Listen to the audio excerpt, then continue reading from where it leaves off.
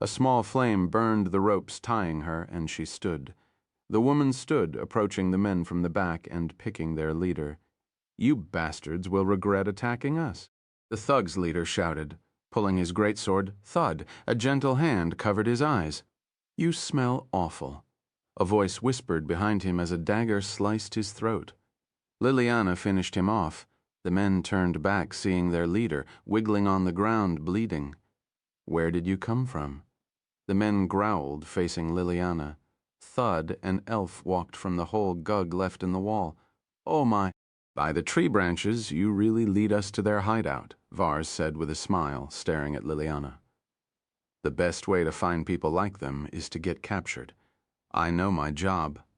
Liliana shook the blood from her dagger. Vars smiled, pointing his staff at the thugs. "You're in the way. Please die." Screaming wind gust. A burst of air raged from the tip of his staff, lifting the chairs and tables of the room and smacking the thugs with them. Gah! Gug jumped forward, crushing one of the men's heads with mace and kicking another to the wall. The thugs started freaking out, jumping toward the weakest-looking one, Gojo. Gojo smiled. "You want to give me a hug?" He opened his arms. "Sadly, it's quite hot here. How about you chill a bit?" In a flash, he froze everyone. Gug looked at the frozen room. She poked one of the men with her finger, causing his icy body to shatter. "They are dead," Liliana said, looking around as well. "It's amazing how you avoided us. You're really a master of ice magic." She gasped. Gojo smiled. "I do like ice. It's pretty versatile." Vars sighed. "He's no master. This bastard is cheating." He glared at the ice. "How could you do this without chanting or a pre-prepared spell?" "That's cold." Gojo looked at him with a sad face. "I prepare my spells each morning and revise them at night. This one I made so I can attack multiple people without hurting my comrades." "I have never seen you hold a book," Vars sighed, walking around the room and checking the thug's belonging. "I don't need a book to do that. If you saw me laying with my eyes closed, that mean I'm thinking about my magic?" Gojo replied. "So, when you were sleeping on the guild's roof?" Liliana asked. "I was working on my spells," Gojo replied. "I like that place since it's quiet and the sun feels good." "Gojo," Vars called. "Look at this." He showed Gojo a few papers, as we expected. "Those thugs were hired by that fat noble before the mage came." Gojo looked at the papers. Kidnapping, stealing, and intimidation contracts all finished. "Exactly," Vars smiled.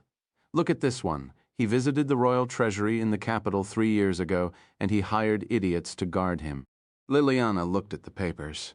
"This means by getting close to him, we can find a way to get to the treasury ourselves?" Vars had an evil smile on his face.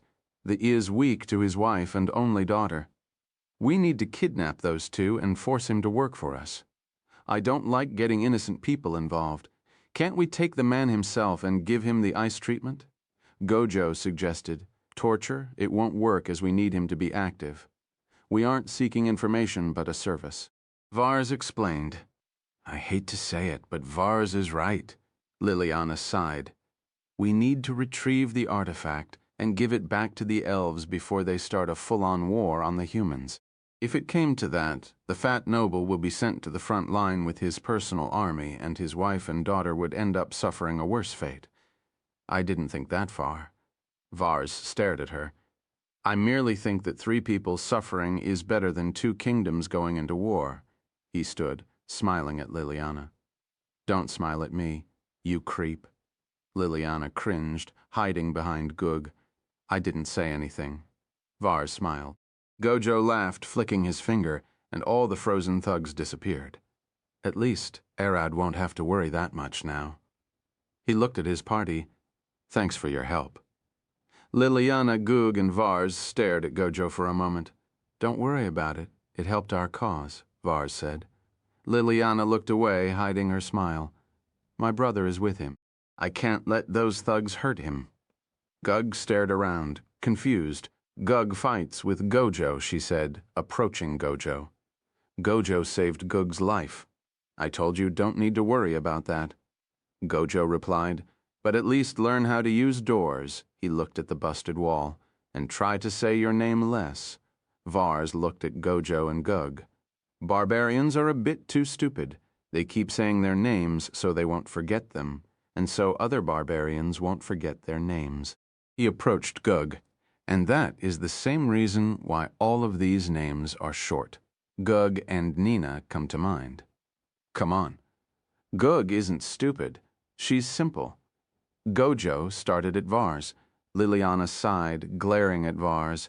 Being stupid is better than being a pervert. Vars smiled. I'm a pervert, and I don't mind people calling me as such. That's just the truth. He puffed his chest. What I'm saying is that Gug doesn't need to change. She needs to improve on what she got. Gojo approached Vars. How about you speak directly? You always get misunderstood when speaking like this. Vars looked at Gojo. You're the first one to be able to understand that, he smiled. Gug is already at a high level and has secured most of her stats into strength and constitution. She will get irreparably unbalanced if she started putting points into intelligence now. So you're saying she will become a half-baked barbarian if he pulls out now? Liliana said, looking at Vars. Exactly. It's fine to be stupid, for now. She can raise her intelligence by studying after she reach her peak like Nina did.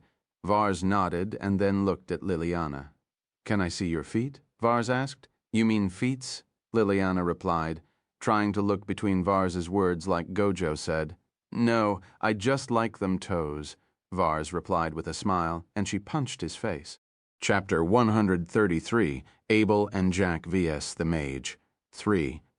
Abel and Jack vs. the Mage. Thud, thud. The mage walked across the forest following his crows. Where did he go? He mumbled, searching for Arad. This mage doesn't know when to stop, does he? Abel said with a smile, standing beside Jack. Shut up for a moment. I don't buy it, Jack looked around them. His movements aren't random. He's following something. You can tell? Abel stared at Jack. Of course, he won't be changing direction randomly. He even leapt over a small hill. If he is searching randomly, he would have walked around it, Jack replied, pointing back at the hill behind them. Abel nodded. If that makes sense to you? He's moving away from Arad for now. Let's keep following him, Jack replied with a sigh, standing behind a large tree and glaring at the mage from afar. After a few minutes, the mage started slowing as if he was approaching his destination. Pull your weapons. He might stop to rest, Jack said, pulling his dagger. We will strike when least expected. Abel pulled his two swords and walked behind Jack, everyone now and then glaring behind. Someone behind us? Jack asked, looking at the worried Abel. No, it's weird that no one is chasing us, considering how he was guarded before. It's strange, Abel said with a worried face. The mage stopped, glaring back with a smile. The two rats following me, care to show yourselves? He said with a smile, pointing his wand at the trees. Jack walked from the trees, smiling. So we're busted? Thud. He pointed a hand crossbow at the mage. It doesn't matter. You die here. From behind, Jack Abel walked out in Arad's form. You were looking for me, he said with a grin. The mage paused for a moment, confused. The crows saw a wild-haired rogue and a blond man. Arad wasn't with them. This one is the blond man using some illusion magic. But I can't tell what kind saved me half the trouble of finding you. The mage smiled, playing along. Jack glared back at Abel, screaming inside. What are you doing? Idiot, Abel smiled, looking at Jack and the mage. Let's see what information we can extract from this mage. He thought of pretending to be Arad and making the mage speak. The mage opened his arms. What is it? Why are you silent? Abel glared at the mage. I don't like people coming after me like... Care to explain yourself? He smiled. I might even let you live if you manage to impress me. Jack gave up. Abel played his cards and he had to dance in his plane. Heard the boss. Prepare to die. Come on. Why the hurry? I didn't come here to hurt you. Just ask for help in a secret matter. The mage smiled. Are you interested in at least listening to me? Jack could smell the problem. This could be something that Arad won't like to have someone like Abel listen to. What should I do? Stab Abel and run away? I'm interested, speak, Abel growled, pointing his swords at the mage. The mage lifted his hands. This isn't a place suitable for such a topic. I can teleport us to a more private location, he suggested. Jack glared at Abel. This is clearly a trap. Don't take his offer. Are you messing with me? Speak right here and now. Abel growled, shouting at the mage. The mage sighed. Damn it. He waved his hands. Well, fine, let's speak here. He waved his wand, creating a large table and 3 chairs. He then sat on one, calling for Abel and Jack. Come, take a seat, speak, Abel shouted. Dracarage Mythics, ever heard of it? The mage said with a menacing smile. Gibberish, Abel replied with a single word, causing Jack to clench his fist, wishing he could punch him. But you aren't lying. Speak, Abel growled, glaring at the mage. The mage stared at Abel. I knew it, lie-detecting magic. That man is an idiot, but he's skilled. He then inspected Abel's body, illusion magic, holy magic, lightning magic, and a curse. What kind of stupid magical monstrosity is this man? If my guess is right, he could behead me before I get a chance to cast any spells. The mage clenched his teeth. I have to speak the truth until I'm ready to strike. The mage cast a silent spell, hiding it below the table. A green root pierced the groan, slowly making its way toward Abel. Why are you silent? Speak, Abel shouted. Dracarage Mythics is an ancient curse cast by a long-dead overdeity called A.O. We don't know where he came from, but that curse is a testament to his evil. The mage started talking. Keep going, Abel shouted.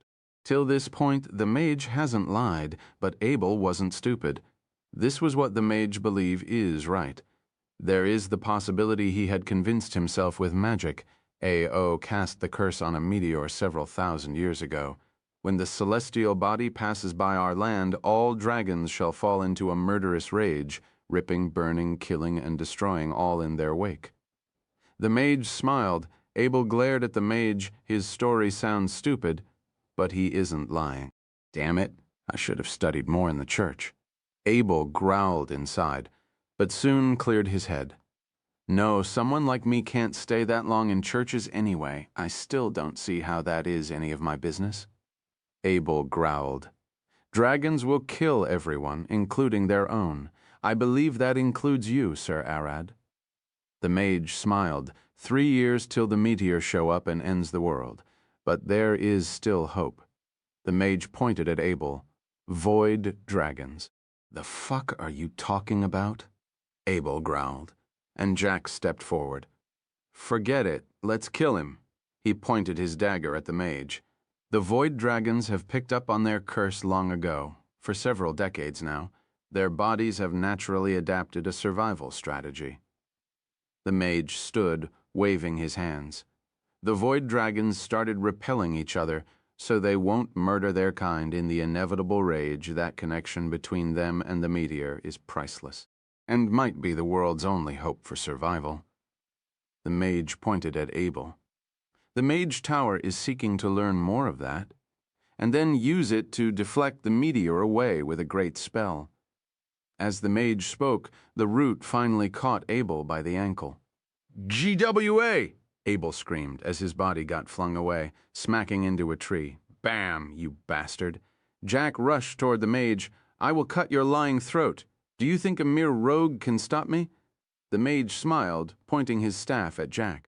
Bam, another root emerged from before the mage, rushing at Jack at an incredible speed.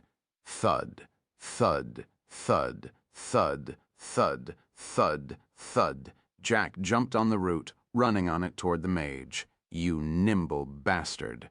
The mage growled, pointing his wand at Jack. Magic missile, several orbs of light flew toward Jack, followed by another 2 roots. Jack pulled a smoke bomb from his pocket, throwing it toward the mage. He then dodged the missiles, running on the other 2 roots. The mage growled, feeling that his spell missed crackle. Clap. Abel morphed back into his human form, blitzing at the mage, engulfed in a lightning bolt. Lightning slash. He severed the mage's right arm with a sword strike. Bam! Jack jumped over the mage, landing behind him and swinging his dagger. Stab. He managed to stab the mage's back. Your lies end here, Jack growled. Blue. The mage puked blood, glaring at the sky as he fell on his back. Damn it, fucker. We could have ended this quickly, if not for your empty bullshit. Jack glared at the mage. Your journey ends here, he smiled. I will help myself to any gold you're carrying, but don't worry, I will bury you at least. The mage smiled. We mages want to deflect it, the dragons want to destroy it, and the elves want to dispel the curse, the mage mumbled. My mission failed, he growled, but I warn you the dragons and the elves are foolish. Seek us in the tower if you wish to help save the world. The mage's body started glowing, faint blue, disintegrating into a silvery mist. You bastard, what did you do? Abel growled, Don't tell me a trap. Jack jumped away, hiding behind a tree. The mage's body silently disappeared, leaving Jack and Abel with more questions than what they started with. What is he babbling about? Abel growled, kicking the dirt where the mage lay. He was lying to buy time, Jack replied. He wasn't lying. I have magic for that, Abel said, staring at Jack Nove. He must have used magic, or at least someone did, to make sure he doesn't spill anything. You might be right, Abel scratched his head. Chapter 134. Everyone needs an explanation. 134, everyone needs an explanation. Jack and Abel returned to the guild to inform Nina about what happened with the mage. She wasn't happy. He ran away. She cried, Follow me to the private room. The three of them headed to the private room. How did you let run away? Nina asked. Calm down. He had a spell cast on his body, Abel replied. Yeah, he teleported as soon as he got a fatal injury, Jack added. Nina scratched her head, glaring at them. He came prepared, she sighed. Of course he would come prepared. Abel smiled. Alcott would have killed him if he was here. Nina looked at the table. Yeah, Alcott doesn't get well with either the church or the Mage Tower. Is that so? Jack asked. Alcott thinks the Mage Tower had a hand in his previous wife's disappearance, and the church seems skeptical of Ginger to the point they sent a kill squad last year claiming she was a murderer, Nina explained. That sounds crazy. How could the church call the wife of a hero a murderer? Abel sighed. I'm glad I left those fanatics. Jack looked away. I can't say Ginger is a vampire lord. The church was probably right about her. He screamed inside. Did the tower kill Alcott's previous wife? He asked. No. Nina shook her head. She disappeared, leaving a single note saying that her existence is dangerous to Alcott. Probably a runaway mage with forbidden spells. Abel sighed. I heard of the Mage Tower hunting those. Jack looks at Nina. Did you hear of the Dracoridge Mythics, brained nodling? Nina froze. I did, but that was years in the past when I was still traveling with Alcott. The mage said he was looking for Arad because of that. Can you tell me more? Jack asked. I don't know much. Nina shook her head. We had a quest to help a gold dragon die. He was old but too strong to die naturally. He asked Alcott to kill him and donate his body to the dwarven kingdom that he lived in. A dragon wanting to die. Abel couldn't believe it. That gold dragon was a powerful necromancer that used that magic to give the dead soldiers a last chance to speak with their families. He would have turned into a Dracolich if left to die naturally. Nina smiled. His name was Kinryu, the gold dragon of the East. We don't care about who he was. Tell us about the Dracoridge spell nonsense, Abel growled. Bam! Jack smacked him on the head. Mind your manners. Kinryu said that he should die before 5 decades passed. Nina looked out the window. When the stars align, I fear not death.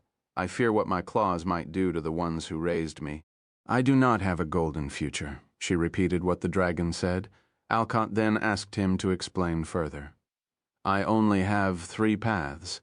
I embrace the undeath and murder the dwarfs I love, or get consumed in the Dracoridge mythic and massacre them.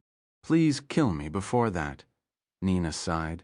When Alcott asked him what the Dracoridge mythic is, he only said it was a curse on his kind. I still don't understand what it has to do with Arad, Abel growled, standing. I will be back in the elephant trunk. Please come visit me when Arad returns. Abel left, and Nina stared at Jack. Do you have anything to say? Why do you think the mage has an interest in Arad? She glared at him. Jack got scared. Ah, you know, he started looking around for anything to distract her. You look beautiful today, he said. Ah, thank you. Now speak, she approached Jack. Your clothes are nice. Where did you get them? Jack smiled.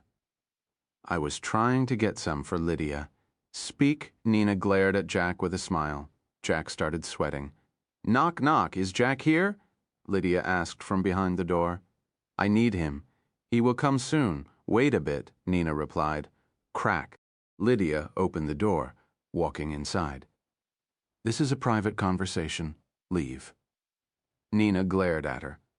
Lydia stared at Jack, realizing he was in a pickle. I don't think he has anything to keep private from me, she approached them. The guild has, Nina replied.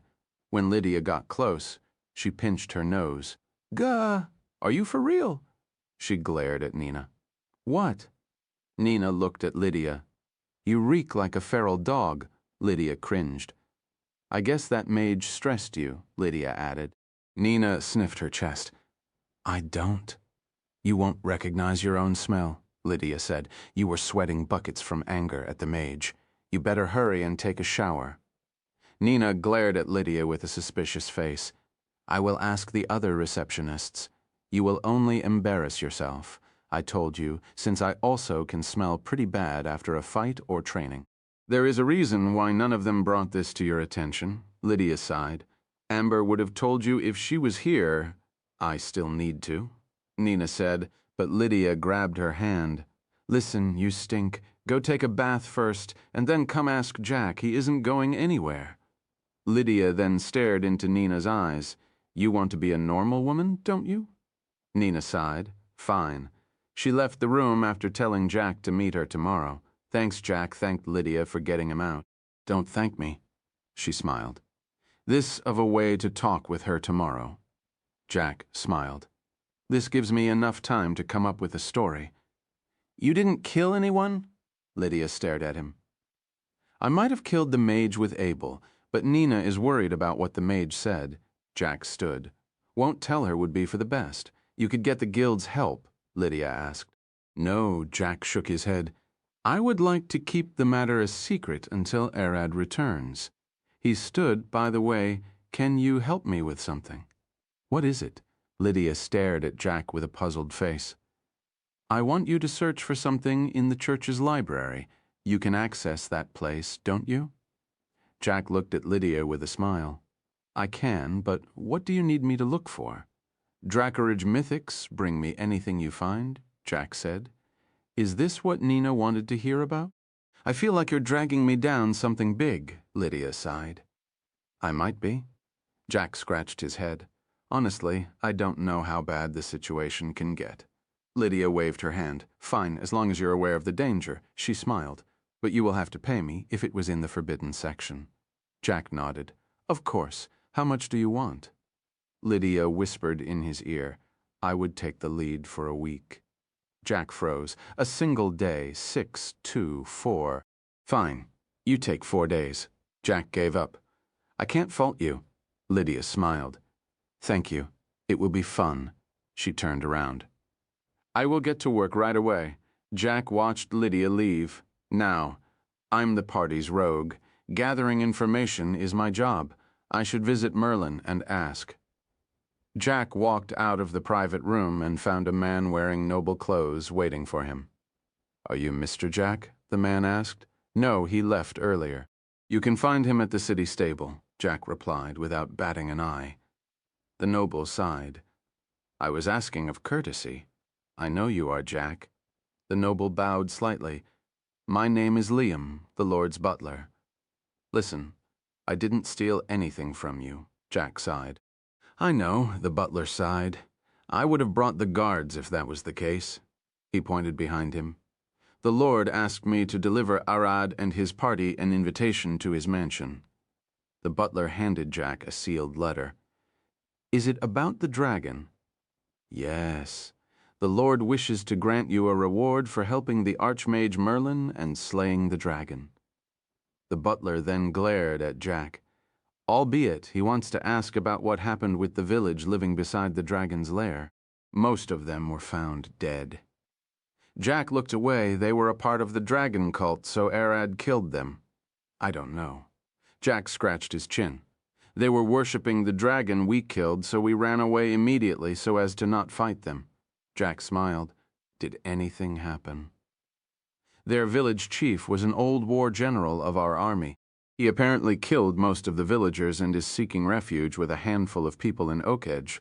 The butler claimed, if you say they were worshipping a dragon, then his actions might be justified. That old fart did it. Jack screamed inside. He seemed irritated with his daughter's actions, but to think he would take the chance of us fighting the cult to finish them off. He seemed like the only one who was happy the dragon died, Jack added. Then, where is Arad? The butler asked Chapter 135 Arad's First Awakening. Very young dragon. 135 Arad's First Awakening. Very young dragon. Jack looked around with a worried face. Well, recovering, the butler stared at Jack, lifting an eyebrow. We have decent healers at the mansion. Bring him in and we'll get him up in moments. He needs rest, Jack replied.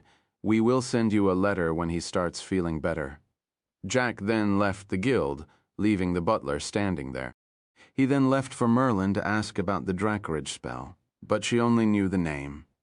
Days quickly passed, and before anyone knew it, Arad woke up. 5 days after Arad fell asleep in the cave, his eyes slowly opened, feeling the blood rush in his veins. Crack, crack, crack. His spine cracked when he moved his neck. Lifting his head, scales fell from his shoulders, leaving an empty shell as he breathed.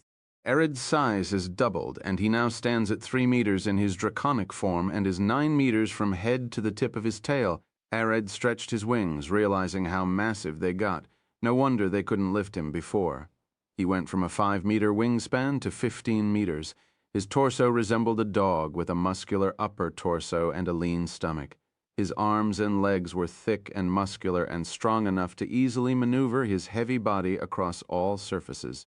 I am bigger than that red dragon. Is T and name, Arad Orion, race, Void Dragon class, Draconic Mage, level 720 X-Play 1224,000 subclass Void Knight age stage, very young 18 years. Stats available stat points, 2 available skill points, 0 strength, 21, agility, 22, constitution, 21, magic, 25, intelligence, 24, wisdom, 24, HP 213, Temp 2027, SP 217, 27, Sp 217, 2017, skills, void aspect, all of your attacks have void magic Biden Olarog, claws, bite, tail slam, wing slam, flight. As long as you know the place and flew there before, you can fly there without thinking. Innate skills, frightful presence, the terrifying roar of a dragon. The sheer depth of the voice causes people to fear it. All presence. The Void Dragon's deep voice can be soothing when he talks. It grants people a sense of ease, a feeling that the dragon is a reliable being to trust. Either hear the dragon roar and knew he's coming to kill you and get scared, or hear it and be glad you aren't on his list.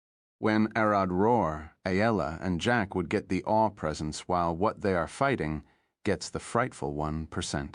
Void magic, the ability to use void magic to make other elements. Void power, the ability to wield void itself, alternate form, shifting from a draconic to a humanoid form. Half-dragon form, you can manifest wings, tails, scales, or eyes in your humanoid form. Breath, weapon, a blast of all-consuming void. Breath, weapon, hunger of the void. A suction attack as the void inside you tries consuming the outer world. A vacuum cleaner is the best example I can think of. Percent biology. The void dragon is alive, but not made of flesh and bones. Void brain. Charm spells from people who don't know of the draconic nature of the void dragon always fail. If the mage doesn't know Arad is a void dragon and tailors his spell specifically to that, it would fail to navigate Arad's draconic brain. Void eyes. The void eyes can detect magic, see in the dark, and detect invisible creatures. Void perception. By combining void eyes with the void brain, you can perceive the world in slow motion. It isn't that extreme. He would see the world a bit slower than other people, allowing him to dodge better, read faster, and keep a leveled head. Void existence. The void dragon itself is made of the infinite void. It's aware of everything in contact with itself. It also allows the dragon to store items within its infinite stomach pouch, where neither time nor space exists. Starbound, the void dragon can naturally read stars to map his own location. He can look at the night stare and be like, I know that star and that one. So my home is 10 kilometers in that direction. Void walk. The void dragon can teleport up 400 meters to a spot it can see. He needs to have a line of sight to teleport, or at least be aware of the exact location he wants to teleport to. He can't teleport to the other side of a wall. If he doesn't know if there's a table blocking his landing spot or not, the magic would fail. Resistance, all elements, immunities time, space, psychic from people unaware of the dragon. Psyche is the mage that can affect the brain. Things like mind control or fear spells, magic innate spell, detect thought. He can't read minds. He can detect thoughts. That means he can know if someone is thinking around him, correct. Arad opened his jaw and closed it, extending his claws and scratching his arms to remove the stuck scales. Crack, Arad heard the sound of something shattering. He looked forward and saw a kobold woman staring at him with shaking hands. She had dropped the bowl of water she carried. My lord, you're awake. She bowed. How majestic. She lifted her head, glaring at Arad's draconic form. You? Arad tried to speak, but stopped remembering he couldn't talk in his draconic form, and then he realized he'd just talked. He can speak now that he's a very young dragon. You don't need to bow, Arad said. His deep voice made the kobold woman bow again. Oh, my lord, I wouldn't dare. How long have I slept? Arad asked. Almost 6 days, my lord. She looked at Arad. You must be hungry. Shall I bring you something to eat? Arad looked into her eyes, and it didn't take him a second to sense the fear inside her.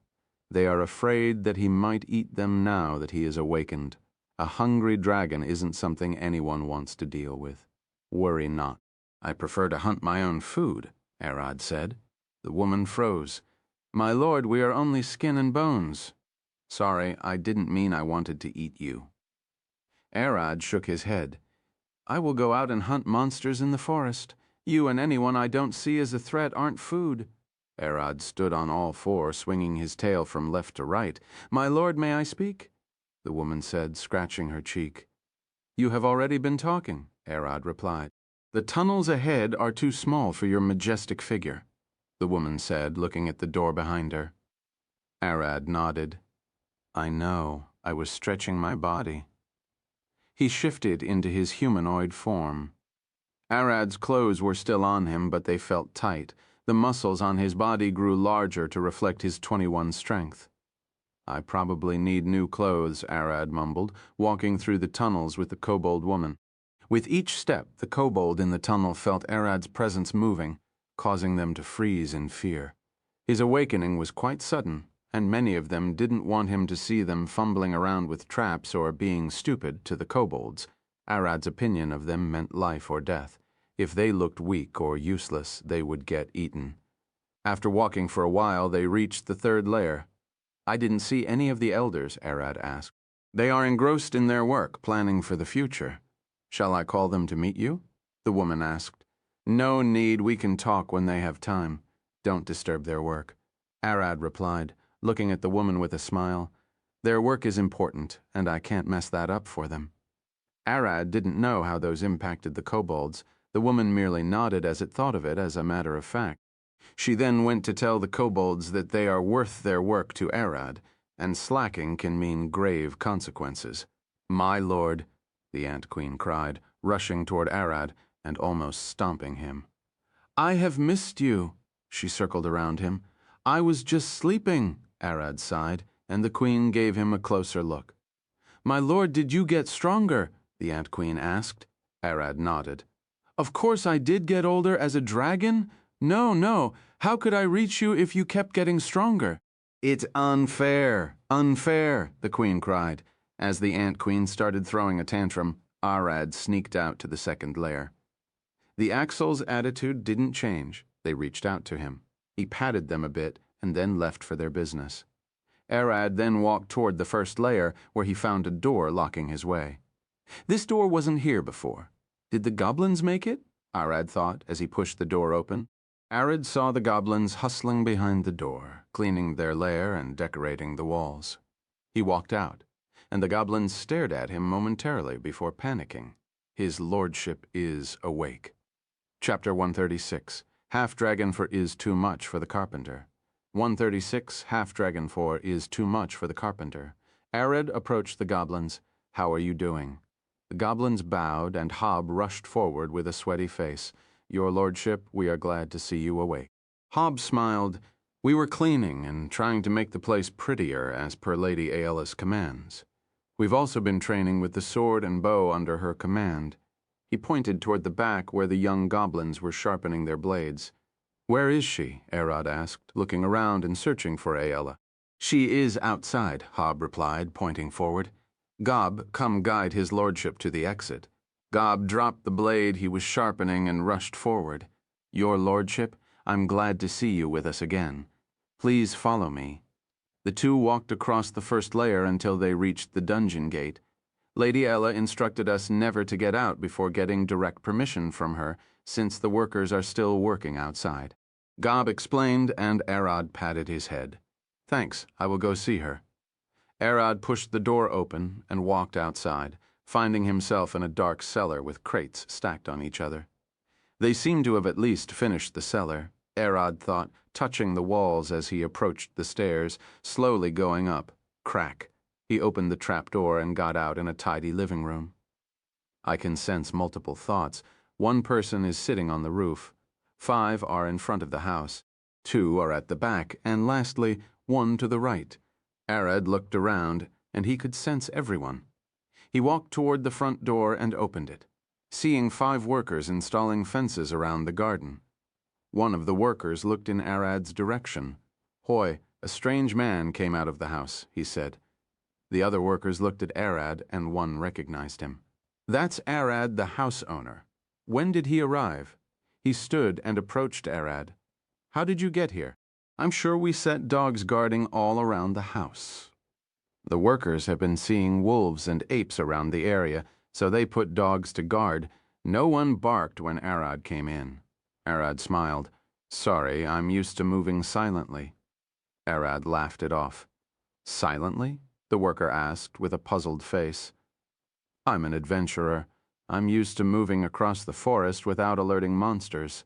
The dogs probably didn't spot me. Arad reasoned with himself, being an adventurer. The worker smiled. That's a useful skill to have. I wish we all could walk across the forest without even dogs sniffing us out. Arad! Aella shouted, jumping from the rooftop and landing behind Arad. It's been a while. Good morning, Aella, Arad replied. It's afternoon, man. The worker said with a puzzled face, I'm going to work. Lady Aella should be able to set up to speed with everything. Aella looked at Arad with a smile. Good morning. Did you sleep well? Yeah, Arad smiled, puffing his arms. As you can see, I should be a bit stronger. Aella looked at Arad's arms closely, squeezing them. They got bigger, she mumbled. You probably should hide them from Mira? Arad smiled. Hide it? Aella looked at Arad with a smile. You don't know her as much as I did in the past week. She poked Arad's chest. No, wait, she then started thinking. It might the reverse. You should show them to her. Arad stared at Aella, confused. What are you talking about? Aella shook her head, waving her hand. Sorry, I was thinking in lines of she might do something like Merida, but then thought that she is better. She smiled. She liked muscles for the last week. She didn't shut up asking about you. Aella giggled. She almost went crazy when I told her you're out training. Arad, is that you? Arad felt the thoughts of the person at the side of the house move. She was Mira. You returned? She rushed toward them with a smile and a saw in her hand. You've been working? Arad said, looking at the saw in her hand and the hammer strapped to her waist. Yeah, I was just making a gate for the garden, Mira said, smiling. This place is quite nice to work in. I might even move my shop here, she smiled. Arad scratched his chin. I doubt you would get a decent supply route here in the woods. Mira was looking at Arad, and she noticed his arms flex as he touched his chin. Wait, can I see your arm? She pointed at his upper arm. Swash. Arad hid his arms behind his back, looking away. What are you talking about? Mira stared at Arad's neck as he looked away. What's up with the veins in your neck? And now that I looked closer, your shoulders are wider. She jumped toward him, touching his shoulder. Come on. No touching. Arad lifted his arm, and Ayla caught Mira by the head. Care to tell me why you have 4 traps, and why is there one extending from your upper chest? Mira caressed his shoulder. Arad looked at Ayla, wishing she could help him. I bet those are my wing muscles. Ayla smiled. I told you. Mira stared into Arad's eyes. You are a draconic bloodline sorcerer. Does this mean you are going to develop wings? Arad thought to himself. She knows I'm a sorcerer. It would probably be best if she know I already have the half-dragon form. Yeah, it would be helpful if I could fly in public. Arad extended his wings, trying to get into his half-dragon, only to realize he made a mistake at the last moment. Bam! His shirt exploded as his jet-black wings expanded beneath it, spanning over an 8 meters wingspan. Mira stared at him with a blank expression. Arad didn't have a 6-pack. He had a 12-pack as the muscles extended to his back and grasped into the muscles of his wings. The muscles of his arms looked even stranger, twisting and twirling around his forearms to increase the power of his claw grip, and the muscles of his chest looked as if they were sculpted from jagged stones. A dragon might look like a human from the outside, but even in the human or half-dragon form, their inside is that of a dragon. Otherwise, how could they exert their draconic might? Heh! Mira giggled, looking at Ayla, then fainted, causing the two to panic. Chapter 137. The Dragon's First Flight. Mira opened her eyes, staring at the sky with birds flying. Where am I? She mumbled, and Ayla stared down at her. You fell unconscious out of nowhere, Ayla replied, her hair tickling Mira's face. Mira sat, grasping her head. Last I remember, we were talking with Arad and Creek. She heard the sound of wood crackling on the other side of the garden. She looked and saw Arad hauling a massive tree trunk to the workers. What in thee? She gasped. He's strong, isn't he? Ayla said with a smile. As long as it's something that Arad's massive draconic body can move, his humanoid body can shake it as long as he gets the balance right with each step, help footmarks on the ground. Yet he didn't seem bothered. To Mira, something seemed wrong. Arad barely felt like a human, but more like an exotic monster. What kind of training do you have to go through for that? Mira gasped. I don't know, Ayla replied. He's a bit special. You won't find many like him. I know, Mira replied, standing up and shaking her head. I never thought someone beside Alcott would move a tree like that. Nina could. There is this other girl, Gug, I met at the inn we used to stay in, and she could probably do it. Ayla stood beside Mira. Mira looked at Ayla, smiling and pulling the hammer from her waist. Judging by the sun, I didn't stay down for long. She swung the hammer. I need to finish that gate. Arad noticed the fog surrounding the house. The trees of the forest seemed to have been swallowed by the mist. Since when was it this foggy? He asked. Been like that for 3 days, one of the workers replied. We barely managed to bring supplies. Ayla guided us, the worker replied. And the strange moose, don't forget the one who helped Winnie. The lad almost died losing his way for 8 hours in what, half-an-hour walk? This is an effect of your draconic lair. The presence of a dragon changes the nature around their lair, Mom explained. You can expect the monsters serving you to be stronger, and that people will find it hard to traverse the land around your lair. Arad walked toward the mist. I will check it out. He disappeared into the forest. Bedno? After walking for a minute, a group of feral wolves surrounded Arad. I don't remember taming jet-black wolves with red eyes, Arad said. The wolves stared at Arad for a while before going their way. What was their problem? They are the wolves you tamed. They evolved from animals to monsters. I can't tell what exact kind of monster wolves they were, but I hope they develop some intelligence in the future. Arad looked around. So this fog is because of me, and it's generally safe? Yeah, and we better have it. You can't have random thugs wandering into your house. Arad smiled, stretching his arms. I want to fly. Don't do it this close to the city. Let's go somewhere far away. Use Void Walk to move. Arad looked at his stats, noticing that his Void Walk could move him 400 meters to a spot he could see. Wait, can I grab someone, teleport into the sky, and drop them? You should be able to move anything of your weight or less. Arad climbed a tree with a single jump, landing on the highest branch and staring at the horizon. The mountain stood tall in the distance as the clouds swarmed across its peak. I want to fly there, Arad said with a smile, his eyes flashing purple. As I said, people of Alina could see you. No one should think a dragon is living close by. I know, Arad replied. Void Walk. Zon Arad's body disappeared without a trace and appeared mid-air 400 meters closer to the mountain. Ha ha, he laughed. To think I can cover such a large distance? Zon. Arad teleported a couple of times, reaching behind the mountain where no one could see him. Crack. His body expanded, growing wings and claws as his true form emerged. The black dragon of the night sky soared between the clouds, staring down at the vast forest. I can fly, Arad roared, flipping mid-air as he tested his maneuvering skills. Now I want to fight something. Calm down. I want to fly down and blast something with a breath. Arad then spent a few minutes flying around, searching for troubles. Sadly, most monsters hid upon spotting a massive dragon soaring in the sky with an eccentric and excited roar. After a few minutes of search, Arad had moved quite a bit far away, and he finally found a group of bandits attacking a large caravan. No, listen. Shitface. The bandit leader, Roger, growled, pointing his sword at the caravan leader, the old merchant Gerald.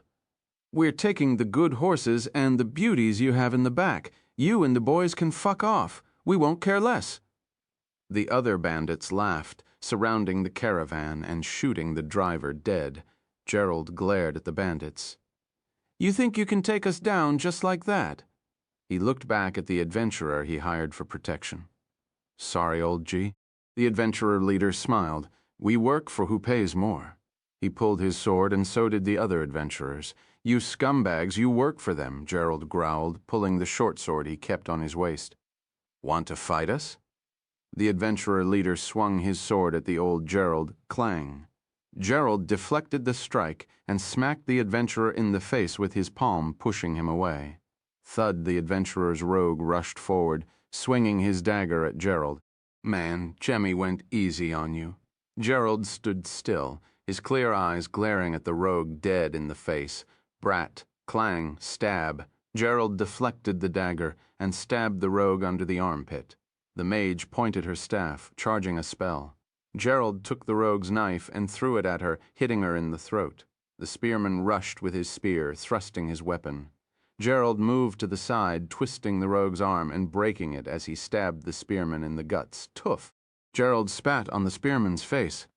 Fucking bastards, look where you got us! He pushed the spearman away and glared at the bandits. Calm down. Old Wolf Roger smiled. Is it a veteran we have here? The bandits pointed their crossbows at Gerald. One move, and you're cheese, retreated Royal Guard. Gerald growled, You know who you're messing with? The king won't care about an old guard dog, let alone one that disappeared without a word. Roger smiled. Corpses don't talk, do they? Thud, Gerald was the first to attack, rushing to lift one of the adventurers' bodies to use as a shield against the bolts. Bam, bam, bam, bam, bam, bam, bam, bam, bam, bam, bam, bam. 3 bolts still managed to hit Gerald's legs, dropping him to the ground. Roger rushed forward, kicking Gerald's face. Crack! What can you do now? Roger started kicking Gerald over and over. "Father!" A black-haired woman jumped from the carriage, swinging her fist at Roger with all her might. Bam! Roger swung his fist, smacking her in the face like nothing. Thud. The woman clenched her teeth, not even slowing her punch down. Crack! She took Roger's fist and still punched him hard enough to knock a tooth out, sending him stumbling. The bandits started laughing. "Boss, she got you good!" Roger stood, spitting the blood away. Nothing that healing magic can't fix. He rushed forward, punching the woman in the face. "Roberta!" Gerald growled, bleeding on the ground. Roger smiled. "Healing magic can fix you too, Bam!" He kicked her in the guts, and she fell on the ground. "I like fiery women, and you're just the one!" Roberta curled into a ball to withstand his kicks, and she stood the moment he stopped to take a breath, punching him in the nuts with an uppercut. Roger growled for a moment. Crack! He immediately kicked her in the face, and she fell on her back, bleeding from her nose, with her consciousness almost disappearing. Bam! Roger kicked Roberta in the guts. "Damn it, woman! Roberta, did he call you?" Roger glared at Gerald. "You're mine, and no one is going to save you." Thud. Roberta grabbed Roger's ankle, lifting his leg up as the fire in her eyes didn't fade. Tough. Roger spat in her face. "I can't help but see that bastard's eyes on your face." He pointed at Gerald. "Daughter of the old wolf, you're as hard-headed as your father. Capture all the women, have fun with half, and leave half to be sold." Roger looked at the bandits. For the men beat them nicely till they become mules for the trip. "Roo! Ooh! Akaya! Akaya! Roar!" The carriage shook as the horrid roar filled the sky, and the birds ran away as the bandits could hear the squirrels freak out. Gerald's eyes opened up, looking at the sky to see a massive black dragon diving down. Chapter 138, Unfulfilled Thanks. The 138 Unfulfilled Thanks. The bandits gasped, seeing the black dragon flapping its wings, flying toward them at an incredible speed. "A dragon," one of the bandits cried, dropping his crossbow. "It's a black dragon," Roger growled. "Leave everything and retreat to the forest. It's probably coming to eat the horses and rob the caravan of gold." He glared at the sky, grinding his teeth. "Clinch," Roberta hugged Roger's leg, biting him. "Leave me, woman. I love your affection, but not now," Roger growled, trying to kick her away. "Hee-hee," Roberta smiled. "Guess death is coming. You will get eaten with us." Roger pulled his sword, stabbing Roberta in the guts and pulling his leg. "The bitch!" He looked at the sky, seeing the dragon getting closer. "Huh?" The dragon suddenly disappeared. Roger searched the sky with his eyes. "Where did it go?" he growled. "Don't matter. We run." He turned, looking back only to see the massive dragon standing there. Arad used Void Walk when he got close enough to reach them in one hop. The bandits froze as Arad glared at them, a disturbing purple flame oozing from his eyes. Gerald smiled. "Karma hits well." He glared at Roger before his consciousness faded. "Death came for us." Roger stared at Arad, not wanting to move. "The first to move will die. I can feel it in my bones." Roger thought, glaring at Arad's eyes. "Say something." Arad growled, his voice sounding like a deep trumpet rushing from the abyss, far away yet close, loud but akin to whispering. It gave the bandits the creeps, as if Arad whispered in their ears, void dragons and psychic by nature. People can hear Arad's voice by ears and mind, and that's why they could hear him inside their chests and head. Roger started sweating. "It can talk. Say something. Don't anger it." He gulped. "We give up the hunt to the great dragon here. You can have everything." He pointed at the carriage. Thud. Roberta grabbed a pebble and threw it toward Arad. "Fucking lizard," she growled, barely able to speak. Roger glared down at her. "This bitch, do you want to get us all killed?" "Please don't listen to her, great dragon. I will kill her immediately," Roger said with a fake smile and river rushing on his face. "Woman," Arad stared at Roberta. "What do you seek?" "Death," Roberta said, clack in the blink of an eye. Only Roger's legs stood beside her, spalt. The legs fell on the ground, twitching.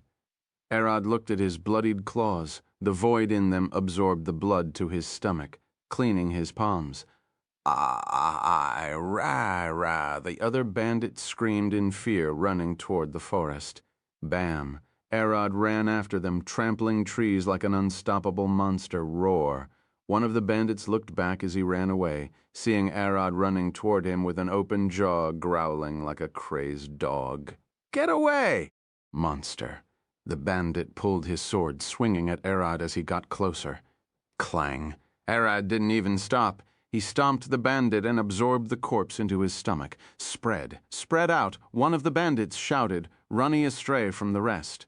The bandits spread apart. Arad has one body, and they are many. He shouldn't be able to chase them all. Arad saw the bandits spread ants. For a moment, this seemed like a problem. Worry not. As long as they are intelligent creatures with thoughts and within 50 meters of your body, they won't be able to hide. Bam, bam, bam. Arad chased one bandit who looked to wear the best clothes. He wanted to be gentle, as they might be the ones carrying valuable things. Thud. Arad swung his claw, catching the bandit. He wanted to bite the head off, so he got the man closer to his jaw. Let me go, the man cried with tears, pulling what looked like a butter knife from his pocket. Arad clenched his jaw as the man poked his scales with the butter knife. Arad, don't let the knife touch you. It has magic. Boom. Blood exploded from Arad's chest muscles in 2 spots. The pain caused him to fall to the ground just after he killed the bandit. What is this? He growled, glaring at the knife. I don't know. I only saw that it has magic. Arad touched his chest with his claws. He was bleeding a lot. Damn it. He quickly healed by absorbing the blood from his stomach. That hit is nothing for a vampire, but it's impressive. An item could damage a dragon in 1 hit. What did it do? My chest exploded. Arad asked the scales where his chest exploded. To be precise, your nipples exploded. Mom replied, I don't have nipples, at least not in this form. Arad gasped. You have them, but they hide beneath your scales, Mom replied. Didn't Alcott say something about a nipple-exploding weapon? Was it a butter knife? Arad growled, putting the knife in the man's corpse in his stomach. He did. The knife must found its way to the bandit's hands in some way. At first I thought the weapon looked stupid, but if affects anything, this magic item is scary. Arad rushed after the other bandits. If there is a nipple one, would there be a head-exploding weapon? It could exist. We should avoid all magic items until we know what they can do, like Alcott said. Roar. Arad opened his jaw, charging a breath behind the running bandits. They looked back, crying as the world turned black. Clap, the void rushed from Arad's mouth, clearing the air from a 50-meter cone. Everyone inside, the bandits, the trees, and even the stones and dirt, started disintegrating and evaporating as they stood pressureless in the void. Arad could see the trees and the bandits' bodies expanding as the full weight of the atmosphere came crashing down and flattened their bodies. Ack, ack, ack, ack, ack. The bandits who ran to the side screamed in terror upon seeing the instant massacre. Isn't this a black dragon? Where is the acid? Damn it! One of the bandits growled, looking back. That was my brother! Everyone run away! He turned back toward Arad, lifting his shield and sword. Thud, thud, the bandit rushed toward Arad, turning his shield to reveal a crossbow. Bam! He fired a bolt crack. Arad could see the bolt slowly flying toward him. He twisted his neck like a weaving snake, smacking the bolt with the side of his face, deflecting it. Crag! Crag! Crag! The bandit shouted, jumping into the sky. Arad opened his jaw. Roar! He unleashed a fire breath. The bandit stood on his shield mid-air. You aren't a black dragon. The shield deflected the flames, splattering them everywhere. Don't use the fire. You will cause a wildfire. As the flames are deflected, the bandit lifted his sword, swinging at Arad with all of his might. Action surge, wash. The bandit launched 4 simultaneous slashes, aiming at Arad's neck. Thwack. The slashes hit, releasing a loud sound and a small shockwave as the bandit rolled behind Arad. Crack! As the bandit stood, his sword exploded, shattering due to the impact. Hard! He growled. Arad swung his tail, smacking the bandit and sending him flying. Zon Arad teleported above the bandit in midair and smacked him with his claw. The bandit hit the ground, dead. Bam! Arad landed on him and absorbed the corpse to his stomach before rushing at the other bandits. "Dumbass, the flames," Mom growled. Arad stopped and looked back. Some trees were catching on fire. "Can I use water?" "Just do it." Arad opened his jaw, unleashing a burst of water. The water put the flames out, and Arad quickly turned to the running bandits. "Why are you running?" he growled, teleporting forward to catch another two. Clap. Arad flattened them with a single smack. As the ground shook, Roberta slowly opened her eyes. She could trees flying above the forest, bandits screaming, and the sound of stones cracking. Roberta tried to move. She felt a sharp pain in her side. Looking down, Gerald has pushed his palm into her stomach wound, stopping the bleeding, and he lay there with a pale face. "Father," she growled, turning her head to the carriage. "Useless idiots! Get the fuck out!" She coughed blood. 6 men and 3 women looked at her from inside the carriage. Did they go away?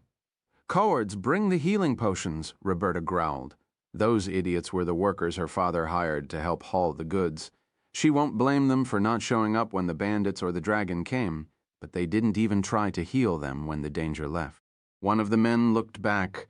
"But it's in Gerald's locked carriage. We don't have the key." "Damn you! Come take it from his pocket," as Roberta growled. The ground shook violently as she saw the black dragon jump to the sky. Flap! He then extended his massive wings, flapping them one to fly higher. "Ha ha!" The men screamed in fear, hiding back inside the carriage, leaving her and her father bleeding to death. Arad flew back to the carriage. Bam! He landed in front of Roberta, glaring at her. "The bandits are dead. Bidnov." Roberta smiled. "At least we won't die alone." She closed her eyes. Arad extended his claws toward Roberta, pulling 2 healing potions from his stomach. "Take those." He dropped them on her body, and her eyes burst open. "What?" she gasped. "You don't have much time, do you?" Arad growled. Roberta grabbed one of the potions, attempting to pour it into her father's mouth, but he was lying on his stomach. Arad helps her flip him with his claw. After having her father drink the potion, she drank hers and pulled his hand from her wound. She could feel the pain at ease, and she could finally breathe without coughing blood. "You saved our lives," Roberta gasped. "Is there any way I can repay you?" "Nothing that I can think of," Arad replied. "Besides paying for the potions." Roberta reached into her father's pocket, pulling his purse. This should have a few gold coins. Arad cut the purse open with his claw and only took 1 gold coin, as that was more than the potions were worth, and even as an adventurer quest he would have been paid about 50 silver coins. Arad turned to leave, but Roberta shouted, "Wait, just 1 coin? What do you seek if not gold?" She saw as if took nothing. Arad glared at her. "There is something, but it would be rude to ask for it, considering the circumstances." "Say it," Roberta growled. "I'm looking for women to bear my eggs," Arad replied. "See, I don't want to take advantage of the circumstances, as the child would come for me in the future for it. Since the mother's memories are the ones that the void dragon learns from if the mother was unsatisfied, the child could bear the same grudge at his father." Bam! Flap! Arad jumped into the sky, spreading his wings with a flap. "Wait!" Roberta shouted. But Arad was already far gone. Thud! Roberta smacked her fist on the ground. "I will find you. Your lair must be close," she growled. Chapter 139, Getting the Lord's Invitation. 139, Getting the Lord's Invitation. It's janky for a 5-minute server, but it will do. Please visit this Discord server to see any art that the site removed. You can also post your own fan art. https://discord. GCPJXDJ6ADG, back to the chapter. Arad flew to the sky, leaving Roberta with her father on the ground. Roar, he disappeared behind the clouds, leaving only his voice behind. Roberta barely stood, dragging her father to the carriage. "You cowards, we're moving to Alina as fast as we can," she shouted. "But Lady Roberta, what about?" One of the men spoke, but she glared at him. Not butts, unless you want to wander around for more bandits. Roberta glared at the bandit. That dragon won't save us again. The men looked at each other. Let's move away. They started getting the caravan ready. One of the women inside approaches Roberta. My lady, did you know that dragon? You must be joking. I couldn't even imagine knowing such a being. Roberta stared at the woman. He came out of nowhere, saved us, and left. I better ask about him in Alina. He might be some local protector or a hero. But that was a black dragon, the woman said. A chromatic one. Black dragons usually have two large horns pointing forward. I'm sure this one didn't, Roberta replied. He might be some rare metallic type. The caravan moved toward Alina without a stop, and Arid stared down from the sky. They left. Arid spent a few more minutes flying around looking for trouble and gobbling monsters as breakfast. His attack pattern was simple: dive from the sky and use void walk to close the distance. When the targets panic, Arad swings his claws, killing and devouring them like apples. He even stored a few in his stomach for later. I'm full. Arad stretched his arms. Should we get back? I was thinking of finding a blacksmith to make armor from your scales for the whole party. Remember that you dropped them. Yeah, I bet they can avoid many injuries as my scales are strong. But won't that sell me as a dragon? If you found a trusty blacksmith, you can always paint the scales red and say they belong to the red dragon we killed. Arad flew back to his how, transforming into his humanoid form before crossing the mountains. Zan, he used void walk to approach his home, but then saw something strange. 10 knights faced Aella as Mira held her hammer in the back. They seemed about to fight. It's been 3 days. The Lord wants to see Arad Orion. Where is he? One of the knights showed Aella a written order. I told you he would be back soon, Aella growled. This is the first time someone made the Lord wait for a week. The knight replied, His lordship suspects something might have happened to him. We only need to see his face and knew that he's fine to stop coming. Don't you understand? Mira approached. We told you he's fine. He will see you later. That's what you said 5 days ago, the knight growled. I only need to see him once, and I won't be back. He can tell the Lord to wait for a month for all I care. The knight's mission was to find Arad and deliver the invitation directly to the Lord. It was strange that the hero disappeared without a trace, and he started suspecting that his party might have betrayed him. If we don't see Arad for even a moment, we would have to arrest you and everyone here to investigate, the knight growled. Just tell him to get out, see us for a moment, and that's it. He sighed, glaring at Allah. It happens a lot. A talented new adventurer killed by his own party for being too good. No one wants to repeat what happened with Jeremy Bryan, abandoned in a dungeon, the poor kid. Arad will be back soon. Please wait, Allah replied. The knight stared at her. Tie her up. We're searching for the place. They might have killed Arad. The knights pulled robes and clubs ready to catch Aella and Mira. They surrounded them. You better give up. We will let you go after the search if we found nothing, so behave, one of the knights said. Oh, aye. Crack. Arad landed between them, glaring at the knights. Who are you, bastards? He grabbed one of the knights' clubs in his hand, crushing it. As Arad glared at the knights, his eyes flashed purple and magic crackled from his body. The knights slowly levitated up with gravity magic, and Arad pointed his hand at them. Arad, stop! Those are knights from the Lord. Aella grabbed Arad's hand. Arad looked at Aella, smiling. I see. Should I blow the Lord's house? Arad Orion? Am I right? The knight's leader growled. Our mission is to confirm your safety and deliver an invitation from the Lord directly to you. He reached into his pocket, pulled out a closed letter, and handed it to Arad. Arad dropped the guards to the ground and opened the letter. You could have given it to Aella. Why? Look for me. Arad glared at the guards. The whole party killed the dragon. When a member of that party disappears for a week, we start getting suspicious. The Lord's butler handed the letter to Jack at first. The knight leader wiped the dust from his armor.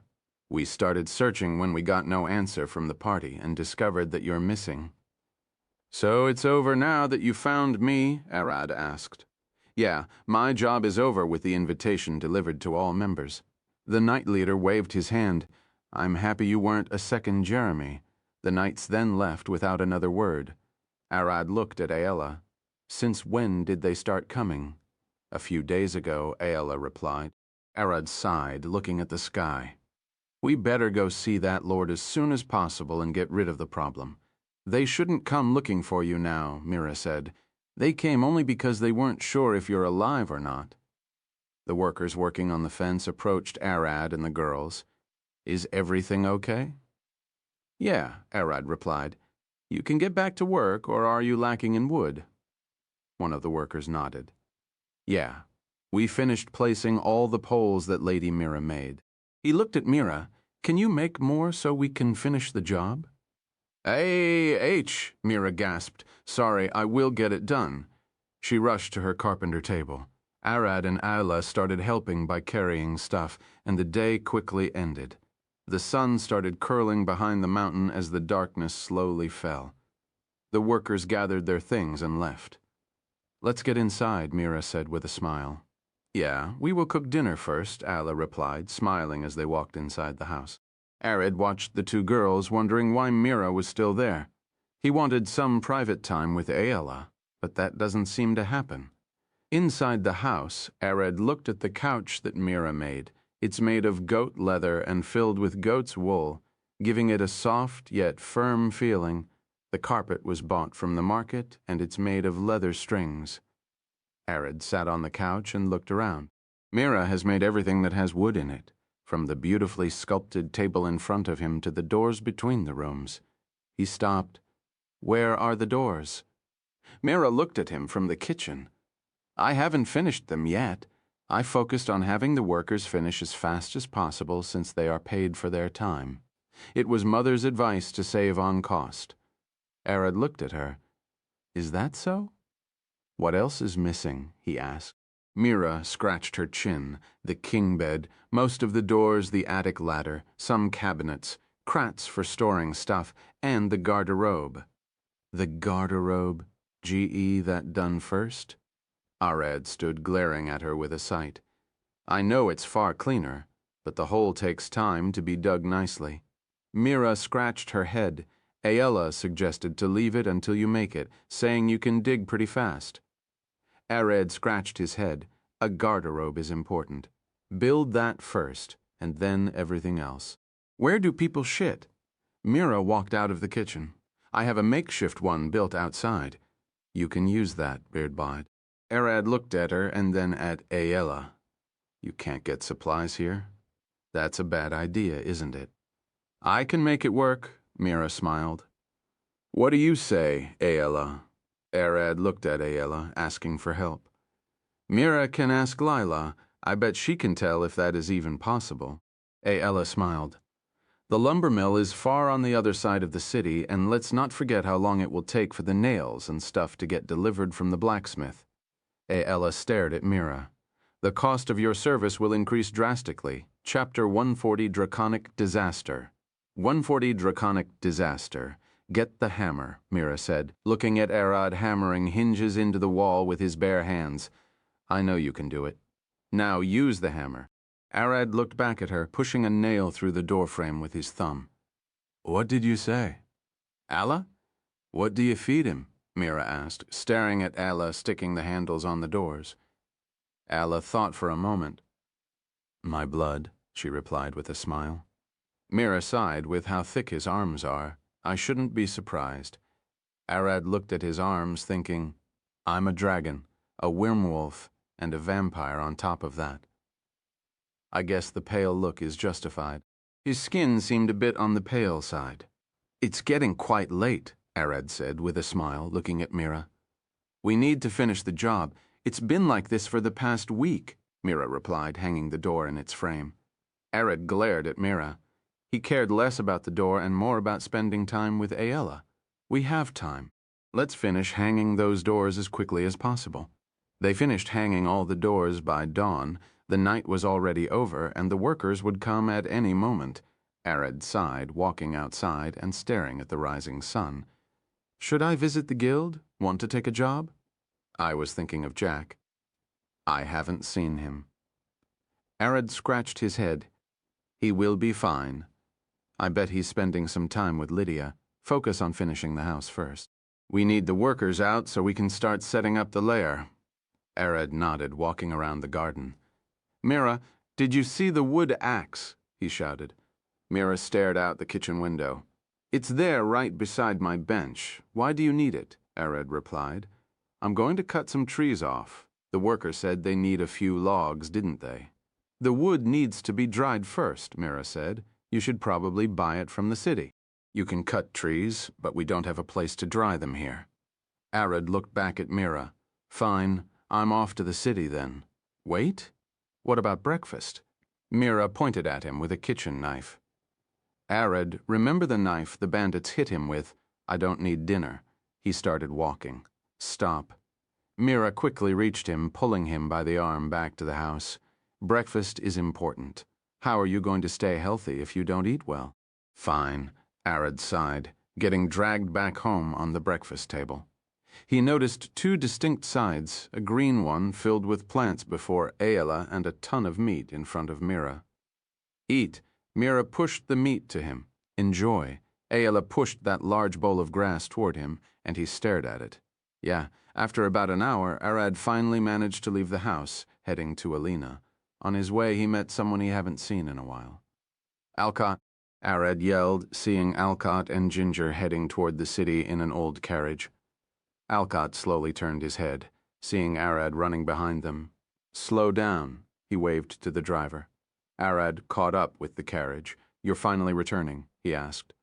Alcott smiled. Yeah. Arad sighed in relief. For some reason, he could feel at ease with Alcott in the city, probably since the mages won't act while he's around. How did the quest go? Arad asked, hopping into the carriage to get a ride to the city. Badly. Ginger was the one to reply. The dragon who had to deal with this time was nasty. Yeah, it was a complete disaster. Alcott scratched his head. It's an ancient red dragon. Did you fight it? Arad asked, wanting to know if an ancient dragon would fight. The quest was to persuade a dragon to leave a city alone. His name was Kindaduth, an ancient male red dragon with a slightly larger frame than normal. Alcott sighed. He then started telling the story of how dealing with a dragon went extremely badly. Kindaduth asked the city of Fortkeen for sacrifice and gold, typical of a dragon. He only looked for young women, no older than 30, and gold coins. As confirmed by the city, the dragon used the women for food as he would kill them on the spot and hand the head back to the city so they could bury it, and the gold he hoards in his lair after over 50 years of giving the dragon his sacrifice every 6 months. The city grew tired. One life and some gold to keep monsters and bandits away seemed worth it. The city had been known as the safest place in the kingdom due to that. In a normal city like Alina, bandits would kill, kidnap, torture, and use multiple people for their whims.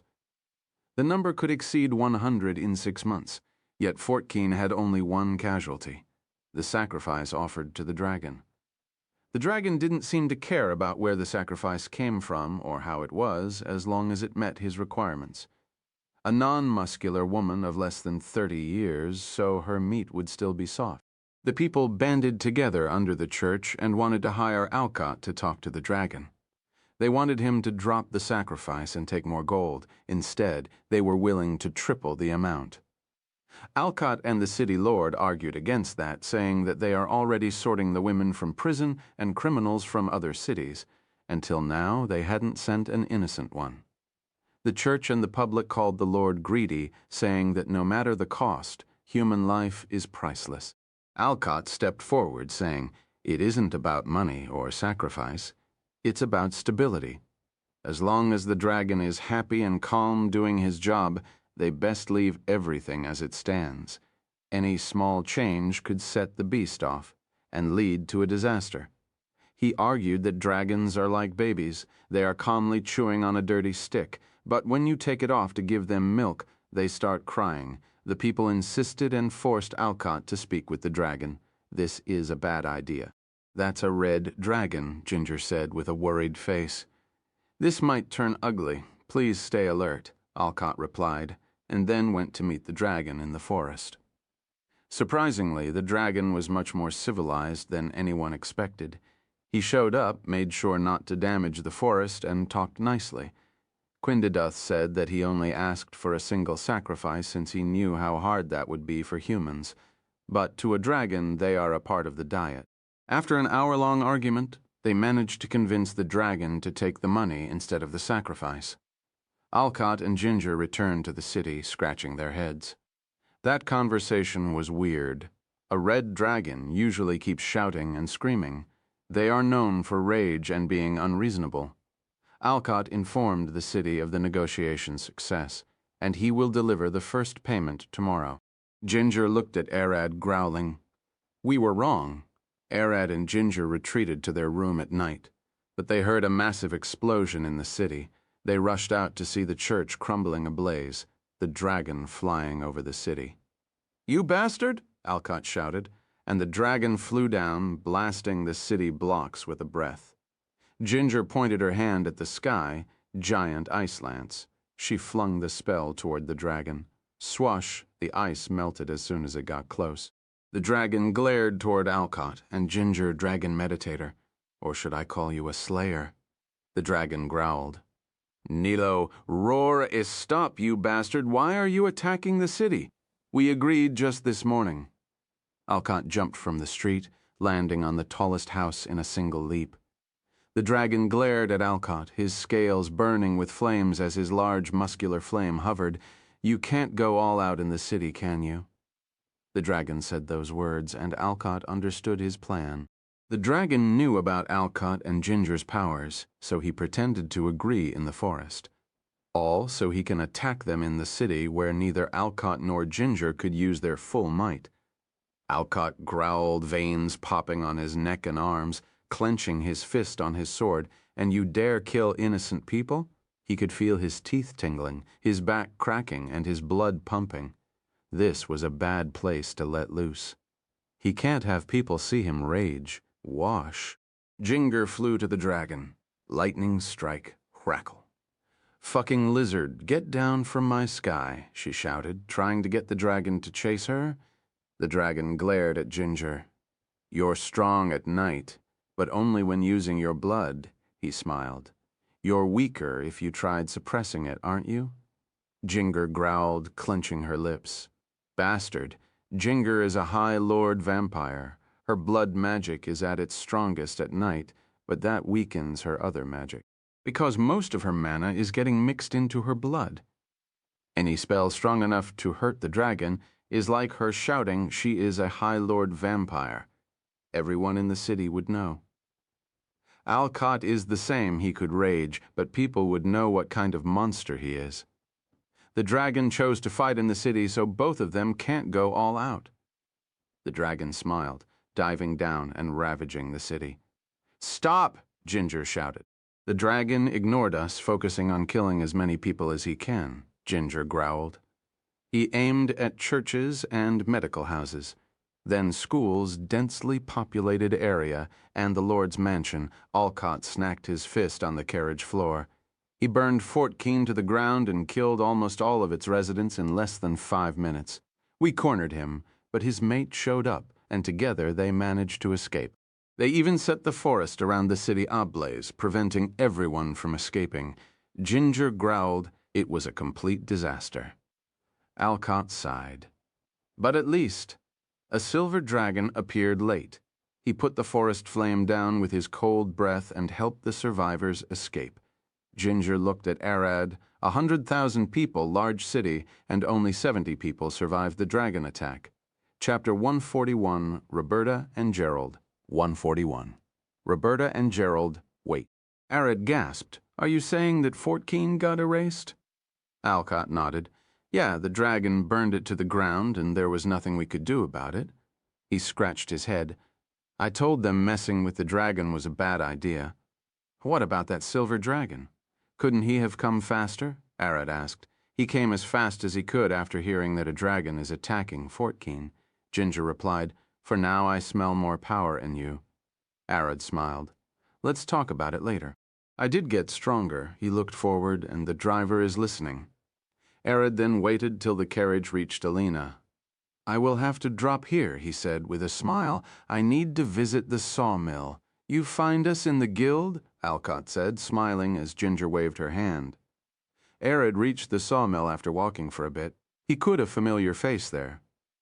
Yeah, 3 planks for a carriage wall. Do you know where I can get a wheel fixed? The white-haired old man asked, and Arad recognized him as the one from yesterday. Thud! Thud! Arad walked closer and waved his hand to the mill owner. Arad's building in the forest. I assume Bob the Build made his first order here. The sawmill owner stared at Arad. Bob, was the last shipment? Not enough? Want a bit more wood? Arad nodded. Yeah, we only got about 3/4 of the way. I will have it sent. For the payment, I would deal with Bob, as I assume he's following the contract. The sawmill owner marked Arad's order in his ledger and then approached Gerald. Everything should be ready for you as well, the owner nodded.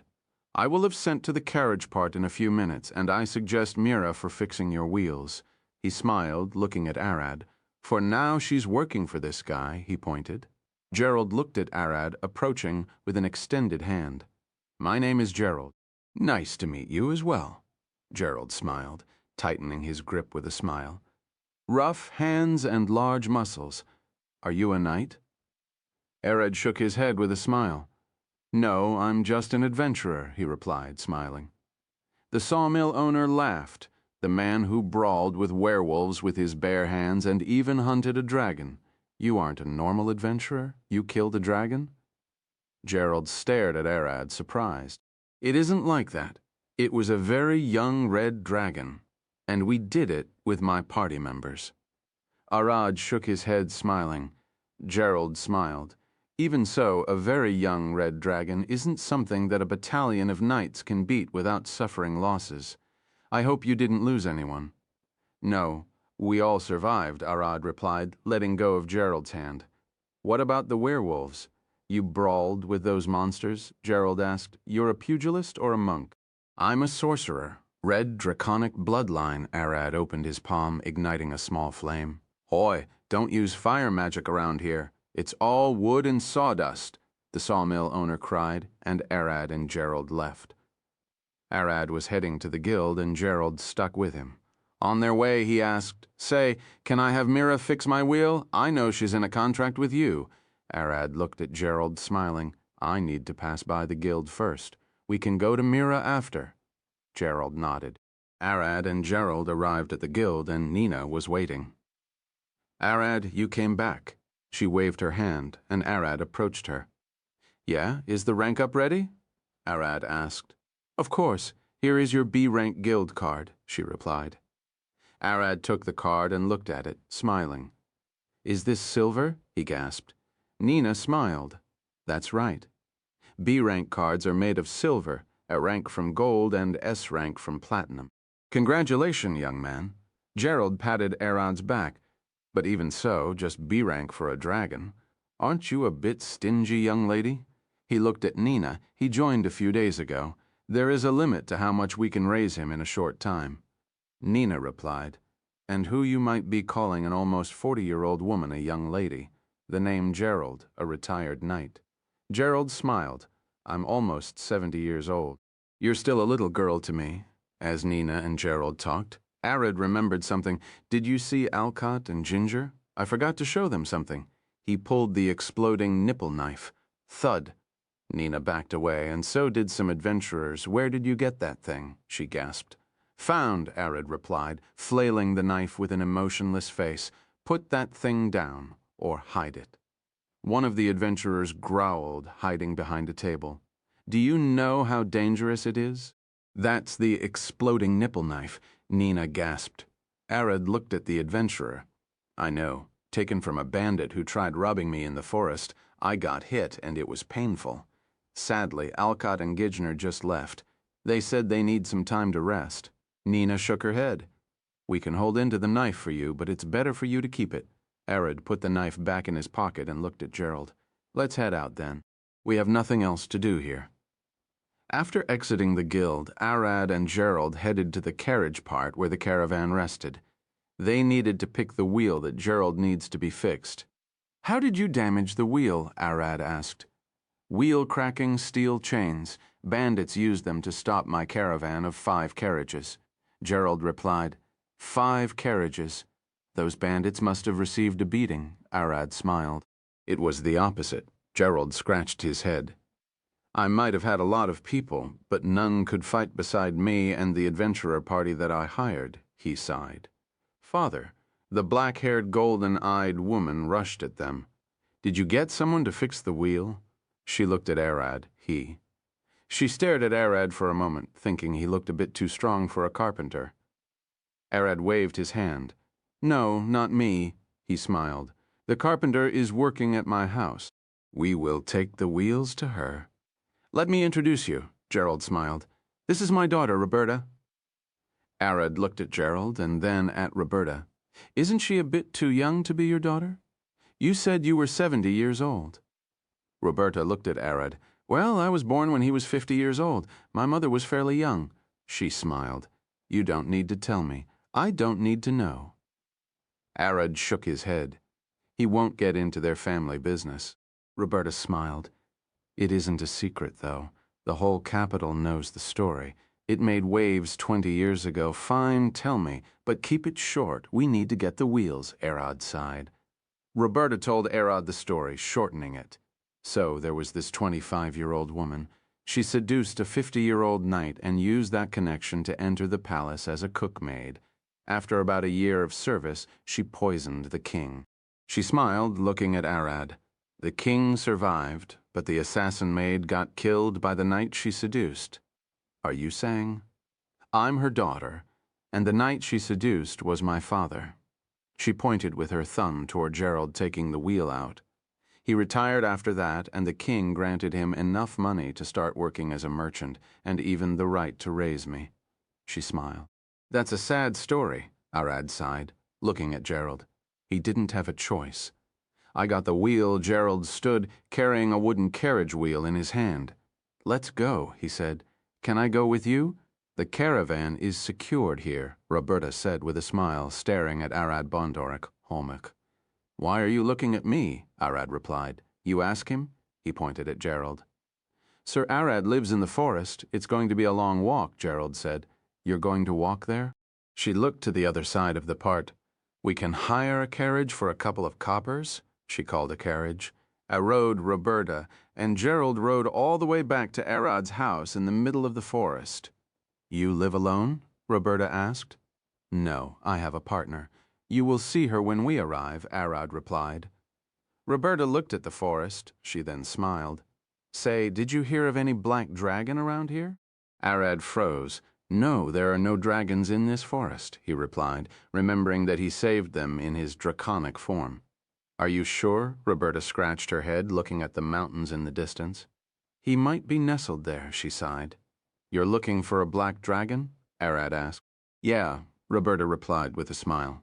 To tell you the truth, he's the one who saved us from the bandits. She looked at the mountains. I might go there to look for him. Chapter 142. Roberta on Arad's property. 142. Roberta on Arad's property. Arad, Roberta, and Gerald finally reached the forest house, seeing the workers hammer the fences around the large garden. Arad. Aella jumped from a tree with her bow drawn. Who's the two with you? Her glares quickly shifted between Arad and Gerald. Calm down.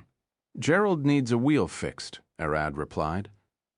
The butcher of Sylviheim. Aella pulled an arrow. I'm not that patriotic, but that man spotted me hiding. Gerald looked away. Sorry, it's just the old habits, he sighed. He's a retired knight. Arad looked at Aella. We elves live far longer than humans. He led several skirmishes and battles against the elves. She glared at Gerald. When he got captured at Sylviheim, he escaped after murdering more than 100 elves. I said sorry about that. Gerald sighed. You elves are the ones who attacked first. Why would you send a disease-filled ship to the capital? I'm no noble, but I'm sure that ship never had any disease in it when it sailed. We elves don't resort to pity tricks. We live long enough to know those things never work, Aella replied. But your kind did it anyway, Gerald replied. And even worse, you never answered our letters about it. We never attacked you for 10 years and only seek answers, but you never replied. Aella lowered her bow. From what I heard in the elvish capital, those letters were littered with insults to our kind. I bet the Higher started preparing for war after reading them. Gerald scratched his head. Are you insane? We spent 5 months discussing the best wording to not trigger a war. Kane and Roberta kept looking from one side to the other, and it then clicked in Arad's head. It's suspicious. It wasn't a click, it was Mom. Excuse me, Arad said, walking between Aella and Gerald. To me it sounds like someone set you up. Who's the idiot that Will? Gerald stopped, combing his beard. We took that into consideration, but dropped the theory. It was an elf that delivered the letters, and he told us that your people weren't happy. Aella blinked. Wait, an elf? She stared at Gerald, puzzled. The one who brought the letter was a human. He even spat on the face of the Yggdrasil maiden who received his letter. She scratched her head. We even had a large protest to kill the messenger after that insult, but the maidens were selfless and said that he might be stressed or consumed by rage over the incident. Arad looked at them. You never talked with the elves? Gerald shook his head. Each contact ended in bloodshed. He looked at Aella. Even the lady here would have put an arrow in my neck if you weren't with me. He's right, Aella replied. I didn't fire since Arad brought you here. Otherwise, I would kill you and her. She glared at Roberta. Heh, me too. I'm not a fighter, Roberta gasped. It doesn't matter. You can't be with the butcher of Sylvieheim and be a soft person, Aella replied. Arad remembers how Roberta fought the bandits. She has the spirit of her father, Arad thought. Yeah, both her and her father are capable. Aella put her bow away, strapping it to her back. Fine, you can stay, but don't think for a moment that you can move freely. Gerald smiled. I know. Young lady can't trust me. He smiled, lifting his hands. I only need to get my wheel fixed, that's all. Arad and Gerald walked toward Mira's bench while Roberta followed Aella. Stop following me, Aella growled, and Roberta stared at her with a smile. I just have something to ask about. I don't have anything to tell you, Aella growled. Go ask your people if you want information about the elves. Roberta shook her head. I don't care about that. I have something to ask about this forest. Aella stopped. What do you want? As an elf, did you scout the forest? Roberta asked with a smile. I heard you people can't stand a forest unless you explore it. Aella nodded. Yeah, I did. Then, did you see any black dragon nearby? He's a large one that can talk and is quite reasonable, Roberta asked with a smile, looking at Aella's face. Aella froze momentarily. I don't know, what are you talking about? We won't be building a house here if there was a dragon nearby. Ah. I saw it, Roberta said with a smile. Your ears twitched, and you tried to look away for a moment. You know about him, Aella sighed. I don't know about him. You must be mistaken, she pointed to the forest. Go and search on your own. You aren't part of a dragon cult. Otherwise, you would have killed me, or at least tried to lead me away rather than sending me to search. Roberta replied, glaring at Aella with a smug face. And considering that the city isn't informed about any dragon nearby, I guess he's hiding. Roberta walked around Aella. Father is a fighter. It's my job to deal with people, and I know when they are lying. Aella pulled her dagger. Take your father and scram, Roberta giggled. No need to get violent, she smiled. I can tell from your first respond that you know the dragon, and from the second that you know where to find him.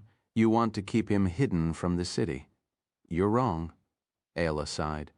There is no black dragon in this forest, and I've never seen a black dragon in the past 100 years. Roberta blinked. That wasn't a lie. She took a step back. How could it be? You just confirmed you saw the dragon I'm looking for, but you've never seen a black dragon lately. Aella realized how she could act. Roberta can tell when she's lying, But she is telling the truth, as Arad isn't a black dragon. She can use that to her advantage. Listen, I don't know any black dragon. I've never seen one lately, and I don't know any black dragon in this forest. He? Roberta stared at Ella, taken aback. You aren't lying? How? You can tell when people lie? Ella asked. She then noticed the faint golden glow in Roberta's eyes. Detect lies? Magic? Roberta looked away. Yeah, I learned it since it would be useful for me as a merchant. She sighed. Ella scratched her head. Divination magic is taxing. Don't waste it by going around asking like this. Roberta replied, I know, you don't have to tell me how I use my magic. She then approached Ella. Now tell me, where can I find that dragon? I don't know where you can find a black dragon. Roberta sighed. Nothing. I only want to talk to him. She leaned on Ella. I will hire a search party then. Why are you so keen on finding a black dragon? Ella sighed. You will just get killed and eaten. That dragon saved us from a bandit attack yesterday and only took a single gold coin as payment. Roberta looked down. I asked what he wants, and he said he was looking for a woman to bear his children and then left. What are you doing, Arad? Aela screamed inside her head. Roberta looked closely at Aela's face. That the twitch, you know something. No, Aela growled. She looked down. Fine, me and Arad are trying to have a child, but we aren't having much luck. You just tickled my frustration. You two are married? Roberta asked. Not yet. It might hang on me getting a child, Aela answered, and Roberta looked a bit sad. Elves find it hard to get pregnant from humans. Do you have any experience to share? Aela asked, trying to shift the topic from dragons to babies, anything to avoid getting Arad busted. No, I never had any relation yet. Roberta sighed. I could tell at a glance that all people who approached me only wanted to take my father's wealth. That dragon was the first one to refuse money and show no care toward me. Aela giggled. Yeah, let's talk about babies. You don't have anything that could help, but no vlurl. Babies? Roberta stared at Aela. I have clothes and other things. She pulled a paper from her pocket and started reading. I should have something. Gracie spit. The elephant trunk ordered a shipment of 100 bottles. I brought an extra 10 in case anyone broke, and lucky one survived the trip. Roberta smiled. Only 9 bottles broke, and mostly in the bandit attack. Gracie's spit? I never heard of such a disgusting thing, Aela cringed. It isn't a real spit. It's a magical potion that makes people more active in bed. Roberta then explained. The legends say that the goddess Gracie's spit did wonder on people. The potion is named after that. Gracie's spit. Aela looked at Roberta. How much is it? 3 gold coins, Roberta smiled. Expensive, Aela gasped. Well, it usually goes from 50 silver coins to 1 gold coin. Roberta smiled. I will sell it to you cheaper if you tell me about the dragon. Aela pulled 3 gold coins from her pocket. Here you go. I don't know anything about a black dragon. Roberta took the money. Thanks for the business. I will send it to you before the evening. Chapter 143. A reliable man is needed in the monster world. 143. A reliable man is needed in the monster world. Arad and Gerald approached Mira with the wheel. Mira, do you have a moment? Arad asked. Mira turned around, putting her hammer on the bench. Who's your guest? She asked, staring at them with a passive face. Gerald, a merchant that needs his wheel fixed, Arad replied, pointing at the wheel in Gerald's hand. Mira sighed. Look, I have 50 fences that need making. She pointed back at the pile of wood. You can't do it, young lady? Gerald looked at Mira. I can, but that would delay Arad and the worker's job, Mira replied. You have to get their permission first, or compensate them. Get back to me then. They have contracts to fulfill, and any wasted time is an extra cost to Arad, and a wasted time they could be working in. I see, Gerald replied. Should I just go talk to them? Mira shook her head. Arad is already here. We only need that blockhead. Hey, Bob, come here for a moment. Bob started from the other side of the garden. Did you call me? Bob laid the hammer down and approached them. Talk with Sir Gerald here." Mira pointed at Gerald and started to work. Arad turned around. "You have my agreement as long as Bob doesn't mind. I'm not that expert in building." Bob went to Mira a few seconds later. "You can fix his wheel. We can get it done. You sure?" Mira replied. "Yeah." Bob smiled and then whispered to her, "The man has dwarven spirit wine. I managed to secure 5 bottles for me, you, Arad, and the workers." Mira took a step back. "Dwarven spirit. It only sold in the Dwarven Mountains to the north. Our man here has some. To him it's a small cost, but I won't let such a rare drink slip out of our hands," Bob replied with a smile. Mira gave him a thumb up. "Nice deal." Bob went back to his job while Mira stared at the sky with a smile. "Dwarven spirit wine. It's not an expensive drink by any means, since dwarves make it by barrels. But it's rare to have those alcoholics sell it to outsiders." Mira smiled, giggling. She started fixing Gerald's wheel. Gerald approached Arad, informing him that his wheel was getting fixed. "What are you doing?" he asked. Arad sat on a cut tree, staring at the forest. "Nothing." He looked around. "I was moving trees for the workers to let them put the fences, but now I'm sitting. You can't do work." Gerald stared at Arad. "I don't know how." "I never hammed a nail," Arad replied. "No, sorry. I hammered some yesterday with Mira, but you get my points." "I get it," Gerald replied. "Last time I tried to fix something, I ended up making it worse. It's better to let serious work to experts and practice on small things." "Yeah, I should learn some from Mira so I can work on the house alone later on," Arad replied, looking at Gerald. "You said you were moving trees? Where are the barrels you used?" Gerald asked. "Barrels?" Arad looked at Gerald, confused. "The hook? Ropes? How did you even lift them?" Gerald asked, looking at the massive tree trunk Arad sat on. Arad stood with a smile. "Of course, I just lifted them," he smiled, grabbing the trunk with one hand. The veins on Arad's arm bulged and his joints cracked as the muscles contracted. Crack, the ground sunk beneath his feet as he applied force, lifting the trunk. Gerald took a few steps back, shocked. Arad lifted that massive tree trunk with one hand. "See, it's simple, isn't it?" Arad said, smiling. "It isn't," Gerald gasped. "What does that elf woman feed you?"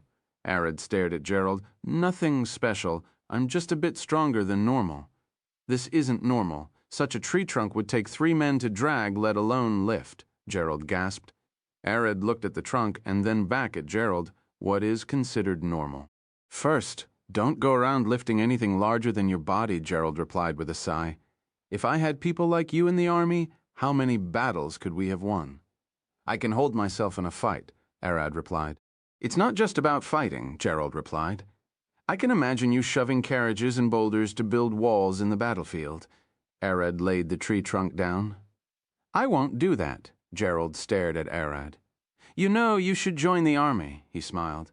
"I'm sure someone with your strength will get promoted in no time." Arad shook his head. "No thanks," he smiled. "I don't have any intention of doing that." "All I want is going around and killing monsters." Gerald smiled, approaching Arad. "Let me teach you something you might not know." Swash. Gerald suddenly swung a fist at Arad's head. Arad tilted his head, barely dodging the attack, and glared at Gerald. "What was that for?" "Don't let me hit you," Gerald growled, sending another punch.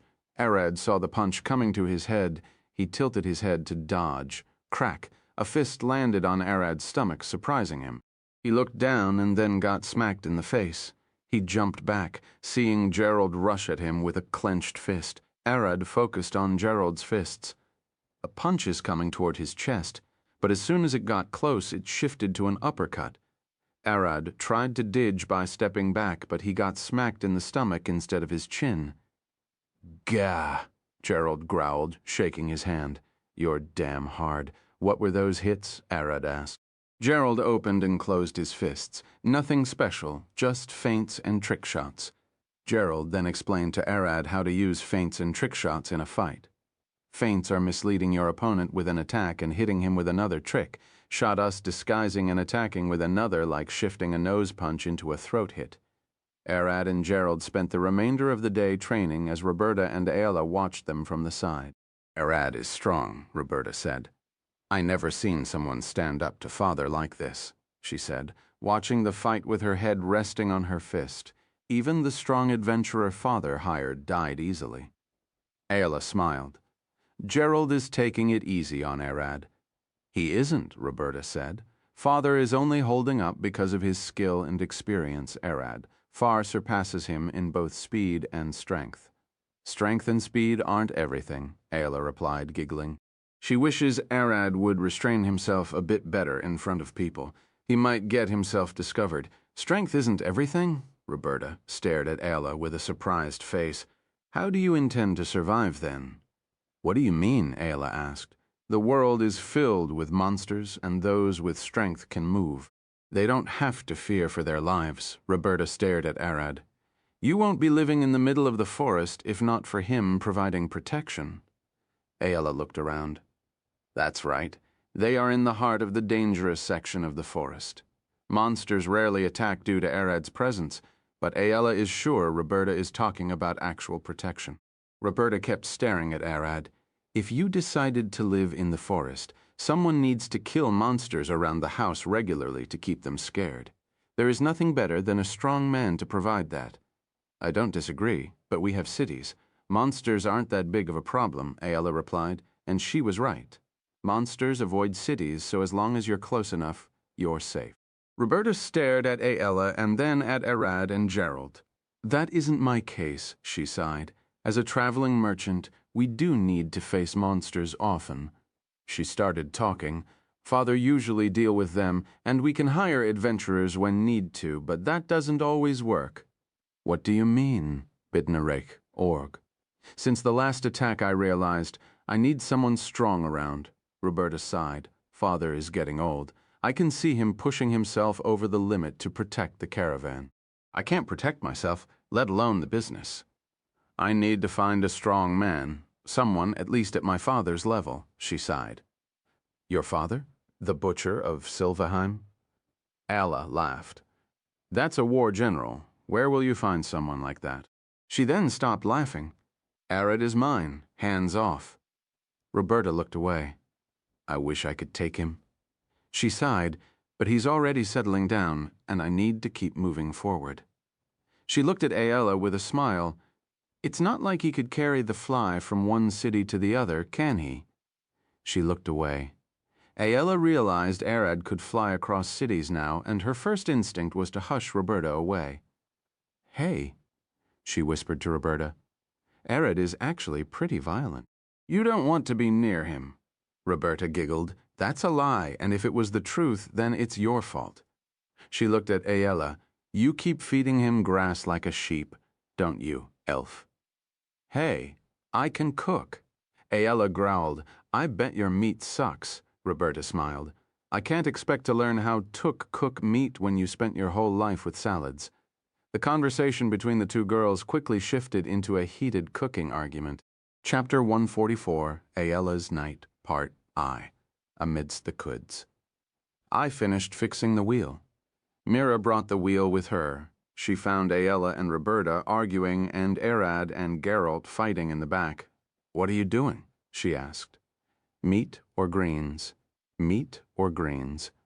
The meat or greens, the two girls screamed at the same time, glaring at Mira. Mira took a step back, staring at Alla and Roberta with confused faces. Bread? The two girls stared at each other, and then at Mira. Bread? Alla asked. Yeah, I won't argue with you two. She smiled, walking past them toward Gerald and Arad. Gerald stared at the wheel, approaching Mira, looking at her face. That was quick, he said, smiling. Mira tilted her head, sighing. Did you think I would leave your wheel for last? I finished it so I can do my work. Gerald extended his hand, grabbing the wheel and exerting pressure on the edges. Strutty job. How much do you ask? Myra extended her open palm, shaking her fingers. I have to change the frame.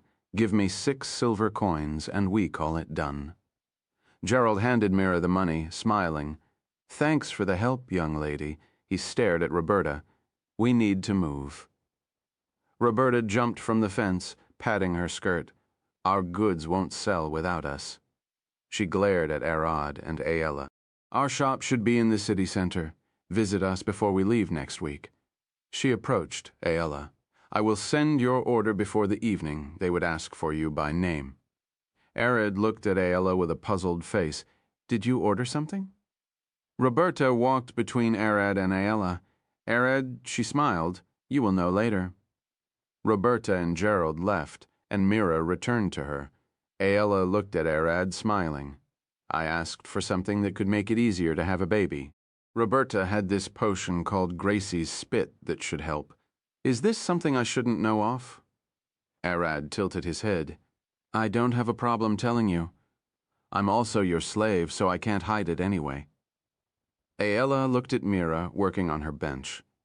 She didn't want others to hear us. Arad nodded. He understood. It's something only the two of us should know. Yes, it's between us.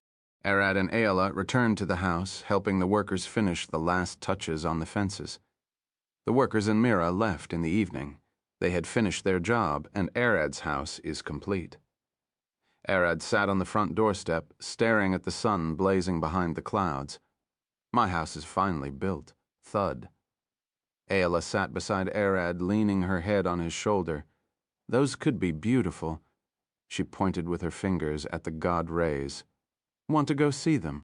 Arad wrapped his arm around her shoulder. I have wings.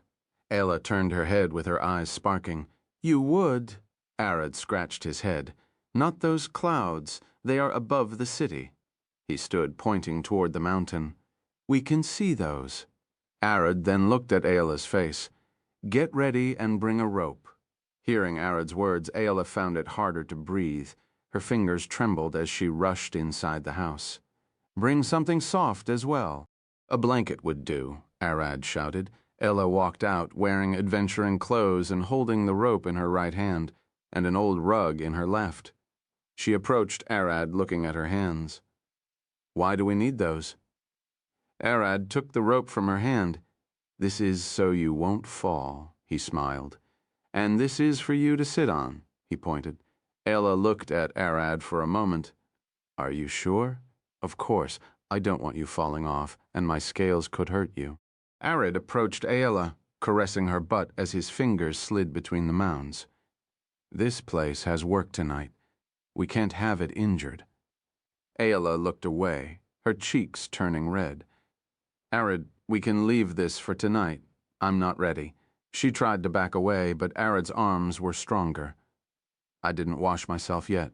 We worked the whole day. Aella gasped, pushing at Arad's chest.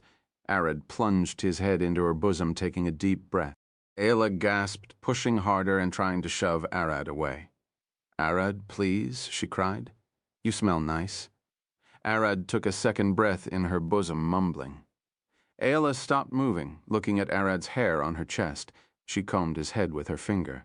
Weren't we going to the clouds? We still have a long way to walk, Arad smiled, lifting Aella up.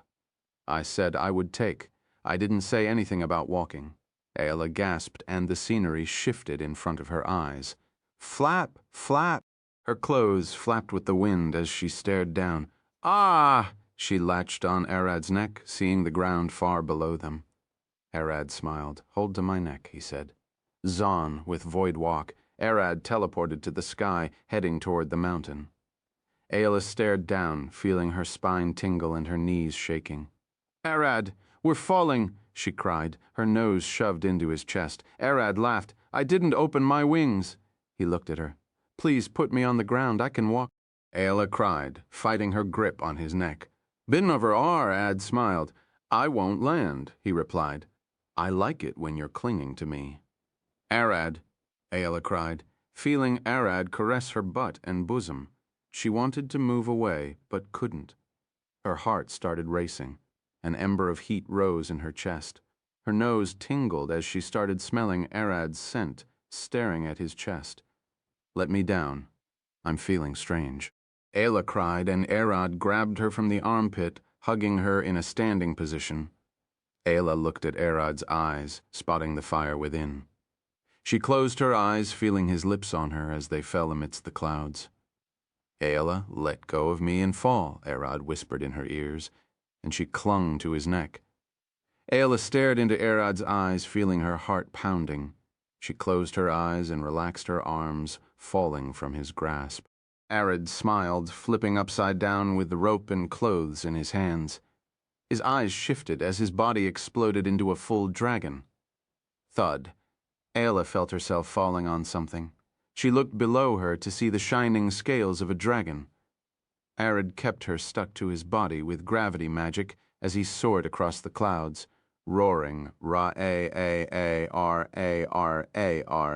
Chapter 145, Bonus Chapter, Aela's Night, Part I on the Mountain's Peak. 18145 Bonus Chapter, Aela's Night, Part 2 on the Mountain's Peak. R-18 Ella grasped Arad's neck, feeling the violent wind blowing on her hair. Arad, don't worry, I'm keeping you on my back with gravity magic. Arad turned his head toward her. Ella held tighter. What about the rope and rug? She searched around. They're behind you. I missed the hit. Ella looked behind her. The rug hugged Arad's back with the rope around it. Aela let go of Arad's neck, her arms shaking as she looked back. She grasped the rug and rope and pulled them toward her. What should I do? Sit on the rug? Tying the rope around my neck, Arad slowed his flight. He hovered with weak flaps as Aela started working. Like this? Aela folded the rug twice and sat on it after wrapping the rope around Arad's neck and using it like a leash. Yes. Arad turned his head, glaring at her. I can know you are sitting on my back, but I can't feel your touch on my scales. They are like armor. Ella glanced at the rope and then at Arad's head. You don't mean, she gasped. Pull the rope to steer me. No, I can tell you where to go, Aela gasped, and her voice cracked. I promised you would do it. Arad glared at her. You are flying, not me. Ella looked at Arad's neck. She patted his scales with a smile as her eyes closed. She clenched her fist on the rope. Thank you. Aela pulled the rope to the right. Arad felt the weak pull on his neck and shifted his direction. She guided him across the snow-white clouds. After an hour of flight, Aela and Arad landed on the mountain peak to rest. Arad landed, lowering his wing for Aela to descend from his back. Aela's eyes opened wide as she gasped for breath, staring at the vast forest at the mountain foot. Swash! The cold wind blew across, shaking Aela's hair as she grasped her shoulders. Arad looked at Aela, covering her with his wings as flames erupted above them. Is it too cold for you? Shifting his head, he glared at the little bumps on her neck and forearms. Isn't it cold for you? Aela glared at Arad and he shook his head. I do feel the cold, but it doesn't bother me. It's like the difference is insignificant. Crack! Aela heard a rustling in the back, small stones falling amidst the frigid cold. She turned back. She saw a 15-foot-tall ape-like creature with thick white fur glaring at them. A yeti! Aela gasped, pulling her bow, getting ready for a fight. Arad turned his neck, his eyes flashing purple as he glared at the yeti, dead in the eyes. Aela felt her knees shaking, her skin crawling as the being beside her got angry. She turned her head toward Arad, seeing him frown at the yeti. Arad, please calm down. Aela gasped. You're scaring me as well. Thud. Arad turned his head toward her. Sorry, did it get out? Yeah. Aela walked to Arad's side while keeping her bow drawn. Relax, Arad said. Don't mind the monster. He looked back forward, patting Aela's head with his wing. No one will touch you under my wing. Aela smiled as she heard Arad, her face shifting pink. She sat on Arad's front left claw. The forest is beautiful. Growl. The yeti growled in the back, glaring at Arad and Aela. Relaxed on Arad's claw. Should we get back home? I have to prepare dinner. Growl. The yeti growled again, and Arad didn't ignore it this time. Without moving his body or disturbing Aela, he lifted his tail, posting at the yeti gravity magic. He pulled the yeti toward him. Thwack. Arad crushed the yeti on the ground with a single tail slap, absorbing the corpse into his stomach. Aela looked back. The yeti disappeared. Her eyes quivered as she looked at Arad's head. That was an A-rank monster. A-rank since it's large and people need to fight in the cold, and they might have climbed a mountain to reach it. Arad looked at Aella. I'm larger, heavier, and stronger.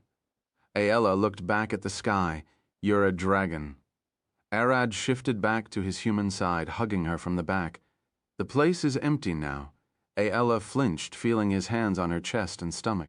Not here, Aella gasped, mumbling as her ears flapped. Why not? Arad licked her ear, tightening his grip on her chest. Arad, Aella could hear her heart beating inside her throat.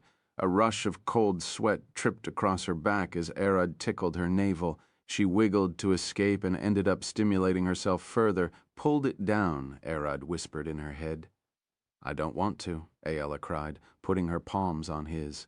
Then why are you shaking my hand? Arad lowered his palm from her belly to her crotch. I can feel it wet from above your clothes.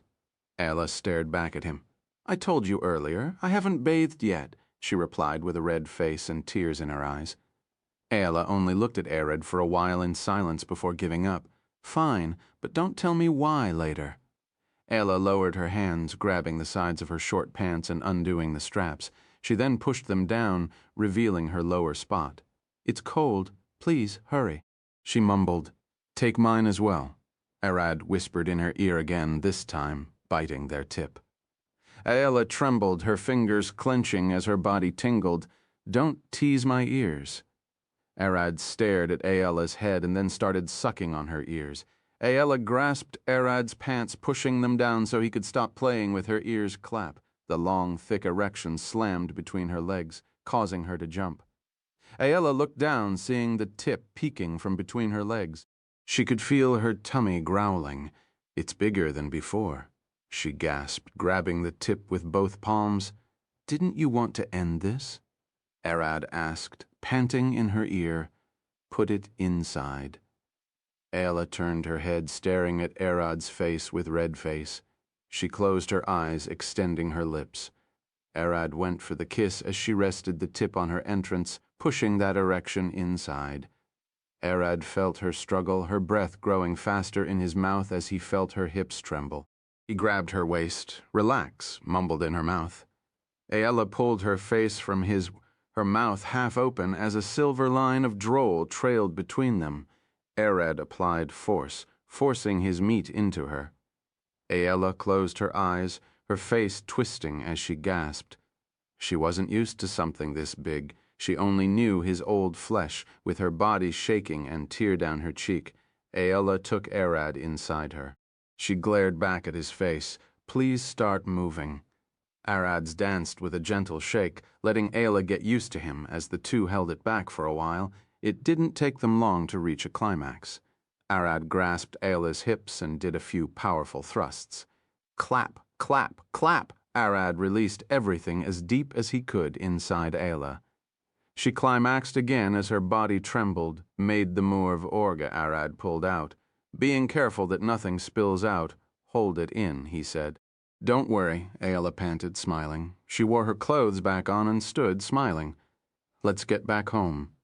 Arad shifted into his draconic form and lowered his neck.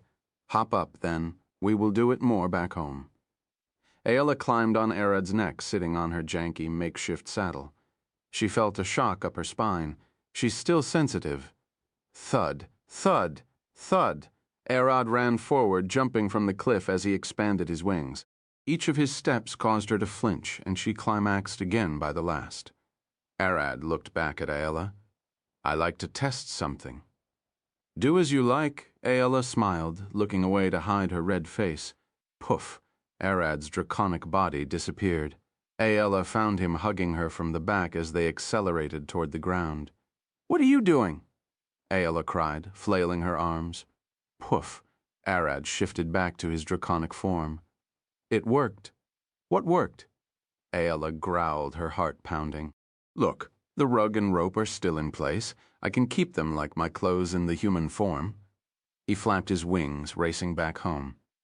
Everything spilled out, Aella cried, feeling it leak from her inside.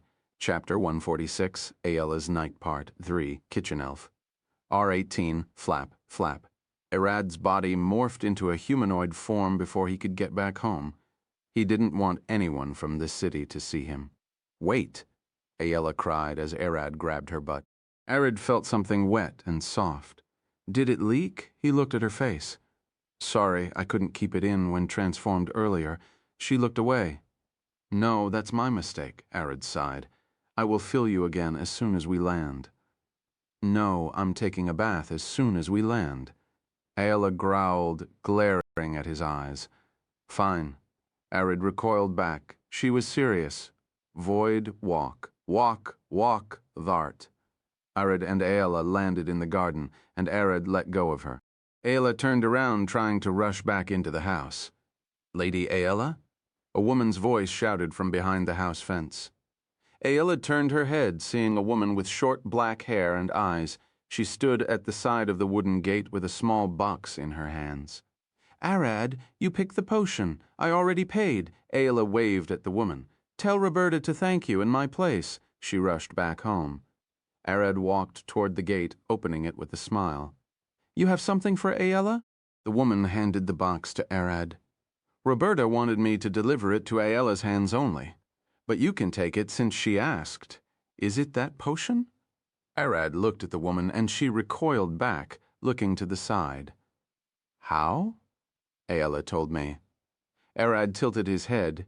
"Did you think she won't? We got a private order from her. We acted according to the rules." Arad took the box from the woman, and she left after bowing.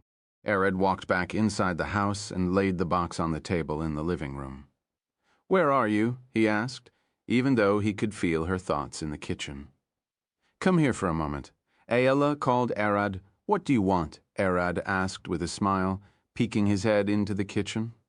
Ayala stood before the wooden stove, heating a large pot of water. She pointed toward an empty wooden bard by the side. "Go fill it at the well beneath." Arad walked and lifted the barrel. "I will be back soon. You have water in your stomach. You can fill it out here. I want something toward waste time." Arad filled the barrel at the well. When Arad got back, he laid the barrel in its place. Ayala was in the other room. Arad went to check on her. The other room was the bath, a small half-room space with a large wooden tub at the side, a tiny window at the wall, and a small hole in the ground, leading below the garden. The water of the bath gets moved below the garden where the plants and trees can have it. Arad pushed the bath door open, seeing Ayala sitting naked on a wooden stool, rubbing her chest with a soft sponge. She stared at him. "Come here. You should wash too." Ayala brought Arad a stool from the corner and handed him a new sponge. Arad stared at the sponge, confused. "You don't know how to take a bath?" Ayala glared at him. "Ah, no, I know how to bathe." Arad replied, "I was listening to Mom. She said, I don't need to bath." Arad closed his eyes, and his skin vibrated with a dark mist. "Done." Arad opened his palm. A small black ball of dirt and dust was there. "I use the void to absorb anything on my skin and then spit it out. Each dragon bath with its element." Arad smiled. "Red dragons burn their body, black dragon coat themselves with acid, and I use void. You have to wash anyway." Ayala handed him a cubic yellowish stone. "Soap? A gift from Mira." Arad looked at the block. How sweet of her. Ayala looked away with dead eyes. "You don't want to know why she gave it to us." Arad sat on the stool and started washing. After Ayala finished, she washed his back, and he washed her back after. After the bath, Arad headed to the living room where he sat on the couch. He watched Ayala walk to the kitchen half naked. She only wore a white apron. "Arad, can you light the stove while I clean the veggies?" Arad stood and walked to the kitchen, lighting the stove with a single gesture of his finger. "Thanks." Arad watched Ayala cut the veggies and throw them inside an empty pot with a bit of oil. "How much can you eat?" she asked. 5 times that yeti we saw at the mountain," Arad replied. "As a dragon, he can eat like a monster. 2 what a human can eat," Ayala said, pulling a second pot and putting it on the stove. "Why 2?" Arad asked. "1 for me and 1 for you with ox bones and some meat," Ayala replied. "I can't digest meat. It upsets our stomach and causes us to feel sick. After Ayla finished putting everything on the stove to cook, she stood there, waiting. Arad sat behind her, staring at her naked butt. As Ayla waited, she felt something hot and hard rubbing between her legs. Her body flinched, her ears turned red. She turned her head. "Arad, not here. You have nothing else to do," Arad replied, cupping her chest. "I was about to go wear some clothes." Ayla gasped. "We don't need those now." Arad licked her ear, pressing on her entrance with his flesh. Ayla sighed. "Fine." She pushed her butt back. Arad's erection slid inside, reaching deep enough to make her gasp. Ayla's body bent forward. She could feel the edges of her womanhood almost tearing. Only Arad's hands supported her by the chest. Clap, clap, clap. Arad started moving, and Ayla closed her mouth, trying her best to keep her voice down. "Ah," but she moaned the moment Arad licked her ear. "You like having your ears licked?" Arad bit Ayla's ears, pressing with his large palms on her chest and belly as he hammered her back. "That's not true," Ayla gasped, her body twitching. "Ah, ah, ah." She felt Arad's tongue slide into her heart, causing her whole body to get zapped. Her thighs clenched tight as her belly rumbled with eat. "You got tighter," and Arad looked down, seeing a clear liquid seeping between Ayla's legs. "Are you okay?" he asked. "Yeah, keep going." Ayla moved her hips, not wanting him to focus on how she climaxed from her ears. "Ayla," Arad whispered in Ayla's ears, "I want to try something, but it might hurt you." "What is it?" Ayla looked back at Arad, looked down. Ayla looked at Arad's legs. He bent his knees to keep with her height, and even when she pushed her butt all the way back, she didn't take his full erection inside. "I will stand. Can we try it?" "The deeper I release it, the better, right?" Arad licked her ear. Ayla thought about it. "Do it, but stop if I said so." Arad extended his knees, lifting Ayla from the ground and pushing his whole erection inside. "Gah!" Ayla gasped with tears in her eyes. Her weight forced Arad's flesh deeper into her. She started sweating as her toes curled, and her stomach spazzed. "Down, down, down," she cried, and Arad let her down. Ayla fell on her knees, shaking. "Are you okay?" Ayla looked at Arad with tears in her eyes and a thumb up. It was painful. She took a deep breath, push all the way inside in the last thrust only. On all four, she spread her butt open. "Keep going." Arad bent down. He went on his knees and pushed his throbbing flesh inside her without a moment of hesitation. Ayla's arms felt weak. They got limp as her torso rested on her chest. Arad bent over her. "Are you okay?"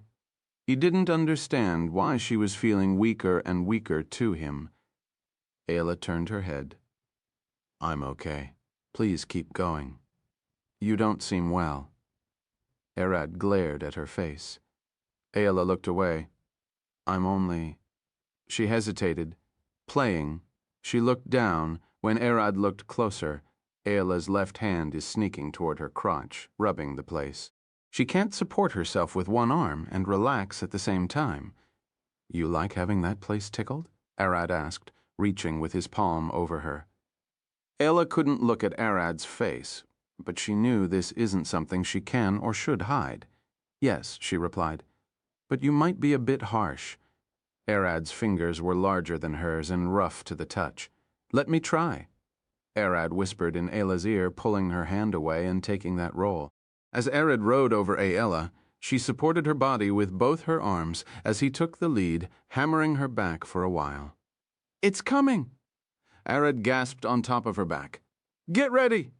He could feel Ayla's inside get tighter. "Go all out," she mumbled. "You will be the death of me," Arad gasped, rushing one last time as deep as he could. He pushed Ayla's body to the ground and drilled into her deepest spot. Ayla's body twitched as she clenched her teeth. But it didn't hurt as much this time. It was a matter of getting used to him. Chapter 147, Ayla's Night Part IV, First Dinner. R18 147, Ayla's Night Part 4, First Dinner. R18 of 14-7, Ayala's Night, Part 4, First Dinner. R18 of 14-7, Ayala's Night, Part 4, First Dinner. Arad extended his arm and grabbed the towels for her thanks. Ayala turned her eyes toward Arad, seeing him carry the boiling pot from its base with one hand. Doesn't it burn your hand? I asked Mom, and she say, Void is bad at moving heat. It will take more than a boiling pot to burn me. Arad laid the towel on the table and rested his pot. Ayala put her by his side. Ayala brought dishes and sat facing Arad. You can push nails with your fingers, can carry hot stuff and move trees. She started pouring the food. Arad stared inside his pot, seeing a few large chunks of meat and a single half-cow bone. This bone is big. Was it okay to use it all? Ayala looked away. I don't know. I never cooked meat before, let alone for someone I don't know how much he could eat. Arad looked at the pot. My real body is that of a dragon. I can eat this, but I gain my sustenance from the monster I stored in my stomach. Ayala smiled. Are there any monsters that you found good? Ayala asked, trying to imagine how could it feel to chew a whole yeti. Arad looked up, closing his eyes. That woman Christina tasted good. The cultists as well. I would say humanoids are the best. Humanoids aren't monsters. Ayala giggled. Most monsters taste like rabbits or cows. The only difference is that they can be poisonous and tough. Ayala poured for Arad as he talked. But after I ate a lot of bandits, I find humanoids better, especially young women. That's scary. Ayala stared at Arad. I'm a dragon that can eat humanoids, and on top a vampire addicted to blood and a werewolf addicted to meat. Even if I don't eat other dragons, I'm still a monster. Arad sighed, lifting the large cow bone with 2 fingers. You can eat the marrow off that. Ayala handed Arad a thin metal spoon. Arad looked at the bone and took a bite. Crunch, his teeth cut it like nuts. The power of his jaw was outrageous. You can't bite that, Ayala sighed, eating her food. Mom says I need to eat bones as well. They are parts of a healthy dragon diet. He crunched on the bone as if it belonged to a chicken. Ayala got curious. She need to know Arad's diet if she is to cook for him. What should you eat, gnome? Look, I need to eat my prey, whole flesh, bones, fur, organs, and everything. She also said I need to find a cursed metal called urantate. Arad looked at Ayala. Urantate. I heard that people who come close to it can die within a year, and those who survived suffered sickness in their later years. Morticians of the elvish court found lumps of deformed flesh inside their bodies, Ayala explained. Arad nodded. That's the one, Mom said. Red dragons need to eat sulfur. Yellow dragons eat salt. Blue dragons eat quartz. Green dragons eat mercury. Black dragons are weird. They need to breathe the air coming from rotten corpses and eat salt like yellow dragons. Why is that? Ayala asked. I never heard of dragons eating metals except for metallic dragons. Those need it to regenerate their scales. Mom says my breath will get weaker if I don't eat them for a long time. Mine should be in caves beneath mountains. Arad chugged his food down. Arad needs to eat uranium. Any radioactive material will do. It has a different name in this world, causing people to see it as a cursed metal. I want to know of something I can cook for you, Ayala asked. Won't Mom have anything in mind? Arad looked up, his eyes opened wide. Mom said that Mother loved steaks. Thick meat roasted on wood or coal. Steak? What is that? A slab of meat, Arad replied. You only need meat, salt, and fire. Mom said that Mother used to pluck trees to make fire and roast large beasts after soaking them in seawater. Arad relaxed on his chair. If we found large holes on the forest near the sea, that would be Mother, Ella. Poured more to Arad and swallowed it down lit, it was nothing. After dinner, Arad and Ella washed the dishes after she put a tea kettle on the stove. It's nice to not have to worry about problems. You're right. Arad poured water in the large bowl Ella used to wash the dishes. I will go and fill this. Ella watched Arad walk out, and she sighed, touching her butt. I'm not going toward tomorrow. Half an hour later, the tea was ready. Arad and Ayala retreated to their room with a full tray. Ayala put the tray on the table, and Arad relaxed on the bed, glaring at the ceiling. A tiny chandelier hanged with 4 candles on it. Who that drip? It will, Ayala sat beside him. We can use fey fire, light magic luminescent fungus, or light ore as a replacement. Yeah, the kobolds has the fungus. I should as them for some. Arad smiled, his hand caressing Ayala's thighs. Where did you put the box I ordered? Ayala looked at Arad. There it is. Arad pointed at the cabinet to the side. I left it there. Should we use it now? Ayala scratched her head. I don't know I should use it before or after. She looked at Arad. What do you think? Arad sat, lifting Ayala and putting her on his tight. How about twice? What? Ayala gasped. Arad kissed her, striping her as fast as he could. We will do it twice and use that in the middle, so it's a safe bet. Ayala looked at Arad's face, her cheek red and her ears wiggling. She could feel the hard thing poking her stomach. Yes. Ayala took the initiative so she can move a bit slower, otherwise her hips would shatter. Ayala lifted her shaking hips and pushed Arad inside. Doing it sitting caused it to get pushed all the way through. Ayala gasped, changing her fingers on Arad's shoulder. After taking a few breaths, the pain began to fade. Ayala smiled and started shaking her hips, grinding Arad down. As long as it's still all the way through, it won't hurt as much as going in and out. It will also allow me to stimulate myself better. She started thinking, as the two moved, something happened to the bottle hidden in the box inside the cabinet. The faint pink liquid flashed purple, swirling inside the bottle. The bottle's shadow weaved, and the liquid became as clear as water and as viscous as honey. Ayala and Arad finished the first ground, and she went to brink the bottle. Are we both drinking it? If it helped make babies, I should be the one drinking it, Ayala said, opening the bottle. Since you're the one carrying the baby, Arad looked at her as she chugged the whole thing. Crack! The bottle fell on the ground, shattering as Ayala staggered, sweat dripping from her skin, as she glared at Arad Chapter 148, Bonus Chapter Ayala's Night, Part V, Gracie's Blessing. R1848, Bonus Chapter Ayala's Night, Part V, Gracie's Blessing. R1848, Bonus Chapter Ayala's Night, Part V, Gracie's Blessing, R18. Arad stared at Ayala. Are you okay? Ayala weaved body standing with her arms dangling. Arad blinked, seeing ghostly black magic swirls around her body. I'm fine. Ayala stepped forward, but I'm feeling hot. My fingertips are numb and my stomach is aching. She approached Arad, laying her hand on his chest. Ayala's mouth remained open, drooling. Need something, panting. She grasped her teacup and chugged in a single breath. Come, you need to rest. Arad grabbed Ayala by the arm. That potion was too strong for you, Clench. Arad could move Ayala's arm. He pulled harder, but it felt like a stone. Ayala, be nov come. Ayala looked down, glaring at Arad's erection. Get in bed. With a single push, she dropped Arad onto the bed. It's that weird magic around her body. It's empowering her. Knock her out with a good hit. She might hurt herself. Arad clenched his fist, intending for a solid gut punch, but he stopped. Ayala shoved his whole erection down her throat. Thud. Arad grabbed Ayala by the head, gasping as he tried to push her away. Ayala kept pushing Arad in and out of her throat, taking the whole thing in like it was nothing. With each one she slurped, glaring at Arad as he attempted to push her away. Nothing happened in Ayala's head. Something was strange.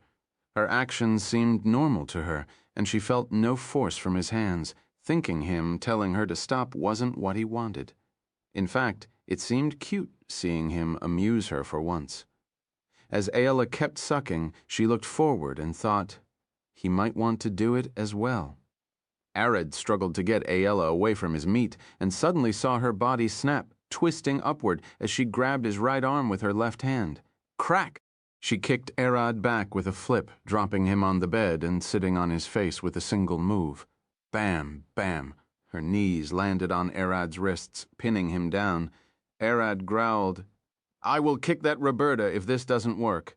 Arad's eyes shifted to that of a dragon. Scales emerged on his forearms, shoulder, and back. Aella might be strong, but she's light. Arad's muscles tensed as he stood lifting Aella whole with a hug. "Listen to me," Arad glared at Aella as she held her flipped, his flesh still in her throat. "What do you want?" Arad growled. Aella stopped sucking. She could hear Arad from the start, but she thought he didn't mean it since he didn't move her. In her mind, he could have pulled her head out if he wanted her to stop sucking. Arad pulled Aella out using both his arms and put her on the ground. "Are you okay?" he asked, checking her arms and legs as he used too much power. She was fine. Aella sat on the ground, her face red and her body sweating. She opened her mouth and pulled her cheek to the side, extending her tongue out. "Do it here," she said, panting. Arad sighed. "Are you okay here?" He knocked on his head. "Is that potion like alcohol or something? What did we eat earlier?" "I made 2 soups, 1 veggie and 1 meat." Aella approached Arad. "You munched the bones and we talked about what you could eat. Aella wasn't drunk. That wasn't what the potion did. She was sober. Only her sexual desire has increased." Ding! The bottle rolled from the table. Gracie, the mother of all life, the goddess of Cubus, Succubus, and Incubus, is an immortal, emotionless queen of the night. Life, death, rebirth, birth, shadows, lust, love, compassion, desire, will, and trauma when people speak of the shadow walking behind them in the dark, when 2 couples can't feel at ease and sense that someone is watching them in bed. In the shadows of the grave as someone dies and beneath the white clothes as a new baby is born. When mothers cry at their husbands who died in the war, and when the killers return to their families to live their life, she's there stalking from the shadows. Those who pray to her and manage to gain her favor might even gain her favor. Infertile people blessed with children, dead people brought back to life, and whole armies were sucked into the abyss for the prayer of a single child. Wanting her father back alive from the war handing an amulet of Gracie is a common proposal, and praying to her altar in each city is a must ritual for every married couple. Yet Gracie is most known for her dangerous blessings. If someone wanted to mate, make love, and bond with another, she answers most of the time. Arad took his flesh and shoved it into Aella's throat, thrusting as Aella closed her eyes. Her drool dripped on her chest. Aella always hated meat, but Arad tasted sweet to her, and feeling him pushing onto her throat was comforting. Plop! Arad pulled his erection from her throat. "Not there," he sighed. Doing it in her throat was meaningless. Aella caught, struggling to breathe and supporting her body with her arms. "Are you okay? You need rest?" Arad grabbed her by the shoulders. Aella scooped some of the droll with her fingers, sucking them with a giggle. She barely managed to breathe earlier, so her head started spinning. Aella's head wiggled to the side like she was drunk. "I want to sleep, but I can't." She pinched her cheek. "I can't. Need something stronger." She pinches her cheek again, and then looked at Arad's flesh. She touched the tip of his erection and smiled. "Arad, let's do it." Arad sighed, grabbing a cup of tea and handing it to her. "Drink this," he growled. Aella grabbed the cup with both hands, drinking it without complaining. Arad stood. "Sit on the bed and wait." He walked out of the room, and Aella crawled onto the bed, laying on her back. Her body was on fire, and her breathing grew heavier. She reached down with her hand, touching her intimate place. Arad walked downstairs and brought a bowl of cold water and a towel. She might feel better if she washed her face. Arad, Arad, Arad, Arad, Arad, Arad, Arad, Arad, Arad, Ar. When Arad got close to the room, he could hear Aella moaning and shouting his name. He sighed. That Roberta would pay for this.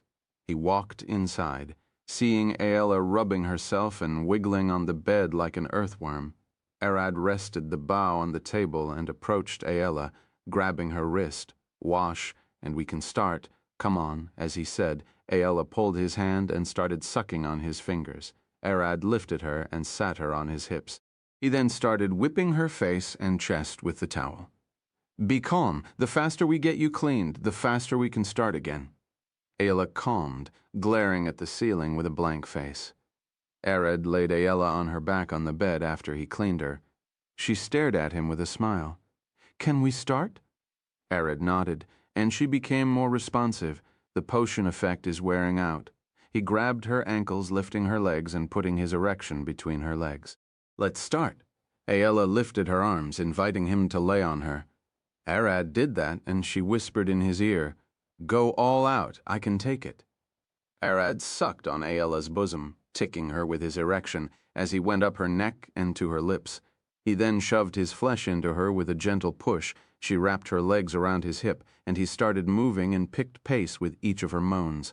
After a few minutes, Arad was thrusted down with an incredible force, going all the way inside and forcing Ayala to climax with each thrust. He as well came a lot once every few thrusts, but never stopped moving.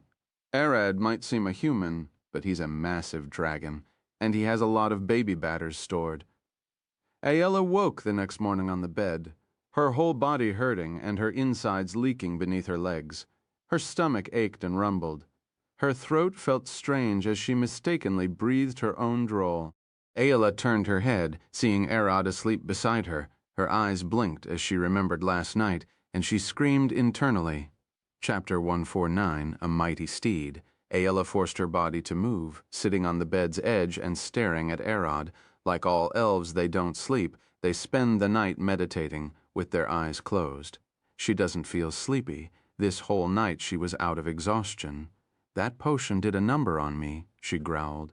As if I drank a berserker one, she sighed, standing with shaking knees. With wobbling steps, she moved to the kitchen and went outside to bring water from the well. She stopped midway, realizing she was still naked and had to get back inside. After a quick shower with cold water, Ayala felt better, yet all her limbs screamed. This reminds me of the early days of the elven archery training. She sighed, sitting on a chair. Ayala's hips jolted and her stomach ached. Arad didn't go easy on me. What did that Gracie potion do? She walked to the bedroom and took the potion from the ground. Bending down was more painful than she expected. Arad woke up, seeing her leaning on a chair to stand. Ayala, are you okay? He asked, standing up to help her. A bit sore, that's all. Ayala sat on the chair she leaned on, smiling. I need to talk with that, Roberta. Arad growled, staring at the window. No, leave her alone, Ayala called him. I'm the one who asked her to sell me one. Arad looked at Ayala. We should get you to a healer. Lydia should be at the inn with Jack. Ayala gasped. I won't be able to walk all there. Let's leave that for tomorrow. No, I will carry you there. Arad stood. I will get you something to eat from the kitchen. Ayala gasped again, trying to stand. I will stay at home for today. I will be fine tomorrow. Arad stared at Ayala. We talk after you eat. He left the room and returned a moment later. Clack. Arad opened the door and walked in with a braid of garlic, 2 onions, and a lettuce head. Ayala stared at him with a stupid face. What are those? I found them in the kitchen, Arad replied. This one looks green, so I thought you might like it. This one has a nice crunch, and this one smells good. Nah, I can't eat those like that. Ayala sighed.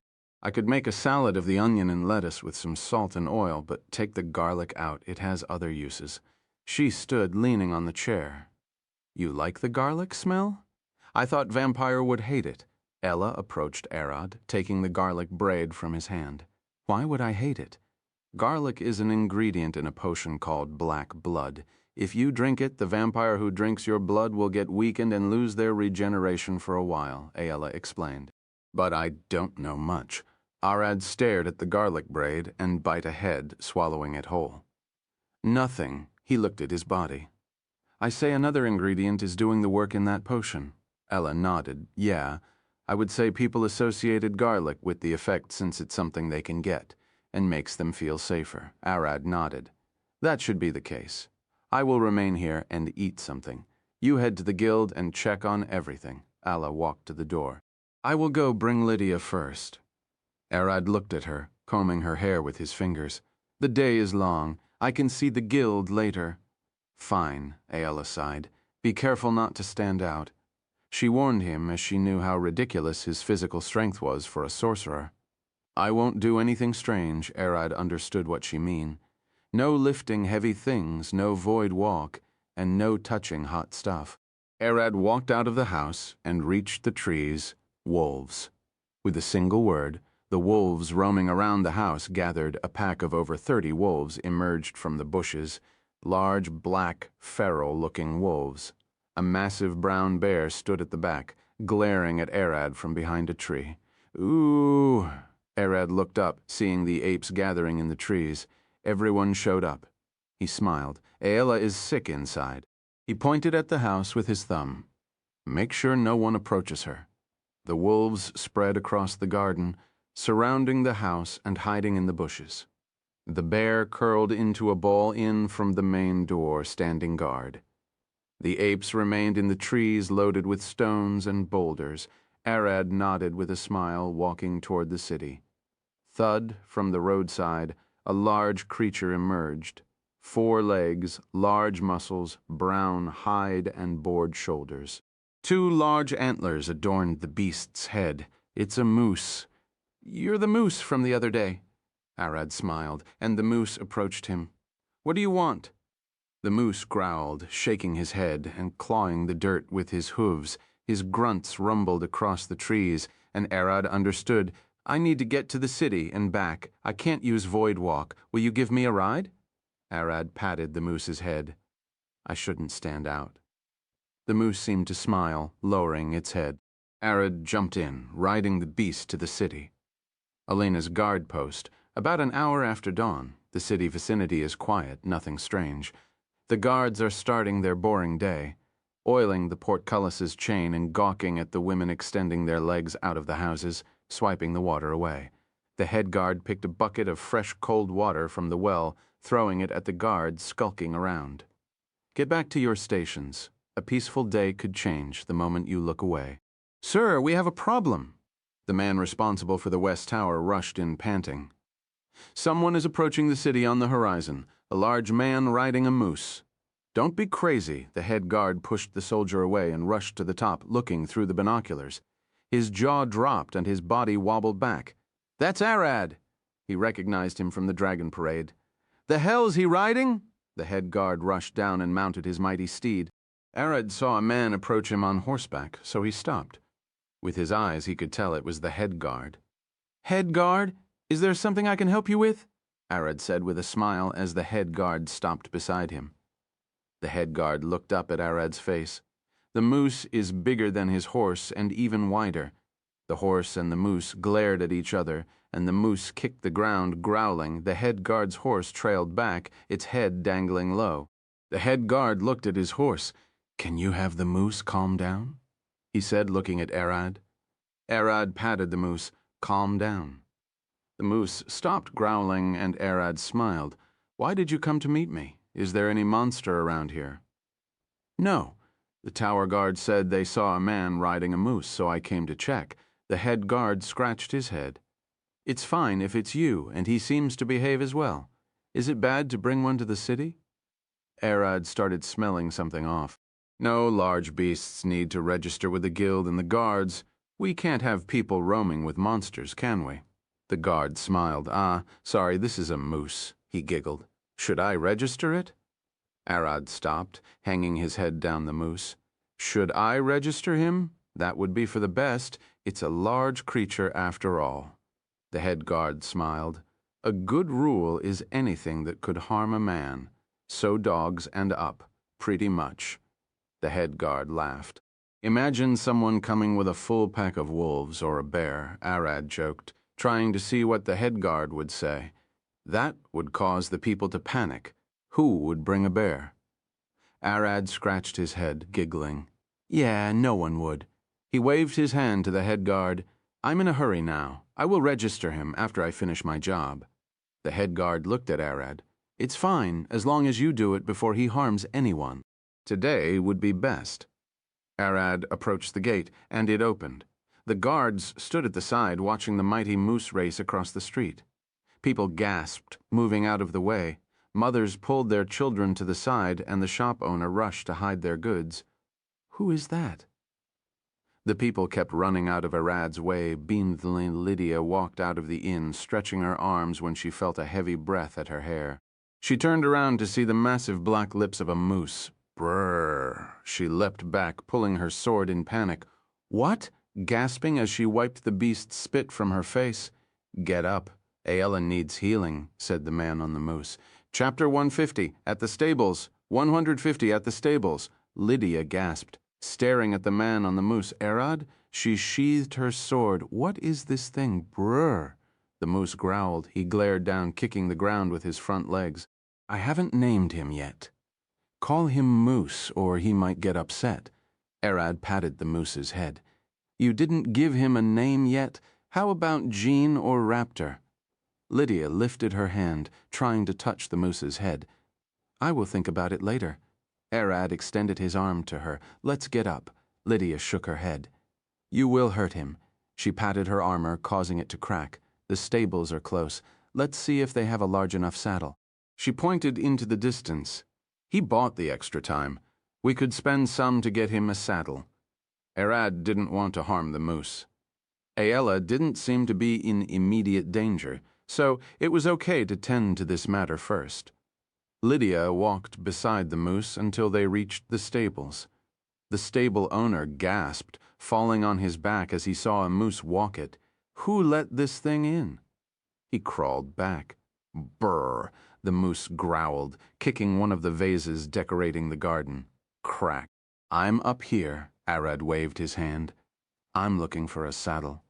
"Camel, this moose is his mount. Please provide him with everything needed." Lydia walked forward. "Lydia of the Golden Order?"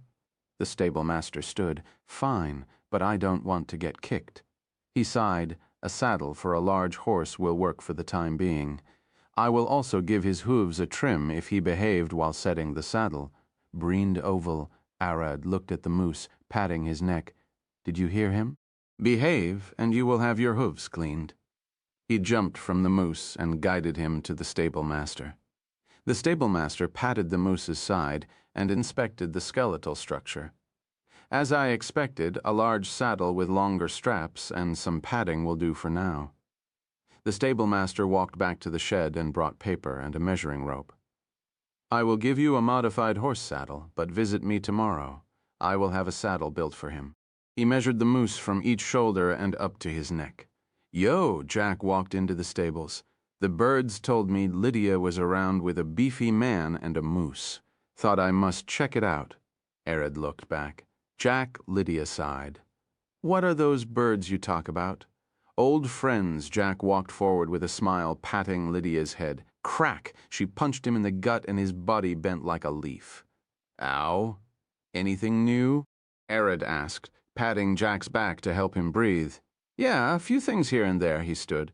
"I did a few jobs when you were out. Got about 10 gold coins from them. I also did finish the payment for the house with Lila. That was a total of 29 gold coins, 30 silver coins, and 5 coppers." Jack straightened his back, cracking his neck. "But if you're looking for interesting stuff, I have some news." Arad stared at Jack. "What's new?" Lydia sighed, staring at the stable master moving the moose to the crush so he could fix his hooves. "Are you talking about Lord Esmeralda?" Jack smiled. "Exactly." He pointed at Arad. "Lord Esmeralda and the city lord argued a few days ago." He started giggling. Lord Esmeralda's son, aged 4 years, slapped the city lord's wife after she argued against his father. That moment was unforgettable. Jack burst laughing, and what's even more, everyone agreed with the little kid. Lydia sighed. The city lord's head started boiling, but he couldn't do anything. "What did they argue about?" Arad asked. "Word about a large tree appearing in the northern forest has been going around. A sylph's root, a rare elder wood." Jack waved his hand. "The city lord's wife said she will send a party to gather the wood so they can use it for furniture and rare art. Lord Esmeralda's son said it will be better to use it as material for staffs and wands, vampire stakes, and more." Lydia sighed. That 4-year-old kid knew what he was talking about. We need more magic weapons and anti-vampire stakes. He was thinking of putting the wood to actual use. Jack smiled, wiping tears from his eyes. Yeah, the Lord's wife called him a clueless kid and grabbed his ear. The boy slapped hard enough to scare everyone and called her a wasteful bitch. What complicated the matter more? The city lord discussed the same use the kid talked about with the nobles before, so he couldn't take his wife's side. Lydia scratched her head, staring at the sky. The Lord has 4 wives, and she's the worst of them. What's more, the kid looked at the people at that party, and everyone agreed with him. He put the Lord's wife in a tough spot. The Lord can't support her, and the nobles won't dare speak up as they know what is best. And more, she's the one who grabbed the kid by the ear first. Jack looked at Arad. Arad looked at the sky with his eyes closed. I'm less than 1 month old. Could he be a dragon as well? No. He would have taken an older look to blend it, and he has a family, so he's something else. Can you tell me more about that kid? Arad looked at Lydia, Chuzuke Esmeré, born 4 years ago to Liam Esmeré and his wife Hannah, whom he picked from the East. Not much was known about him besides being a genius. They live in the western side of the city in a mansion outside the city, Lydia explained. You can see the kid training with a wooden sword from noon to evening each day if you walked past their mansion. Arad looked at Jack. I guess this isn't some noble drama. Where does it matter to us? Jack smiled. It doesn't matter to us, but it matters to Mira, Jack said. As far as I know, she's the most knowledgeable about wood. I'm sure both Chuzuke and the Lord's wife are going to approach her. Thud, the stable master walked in. I got him ready. The moose had his saddle strapped and hooves done.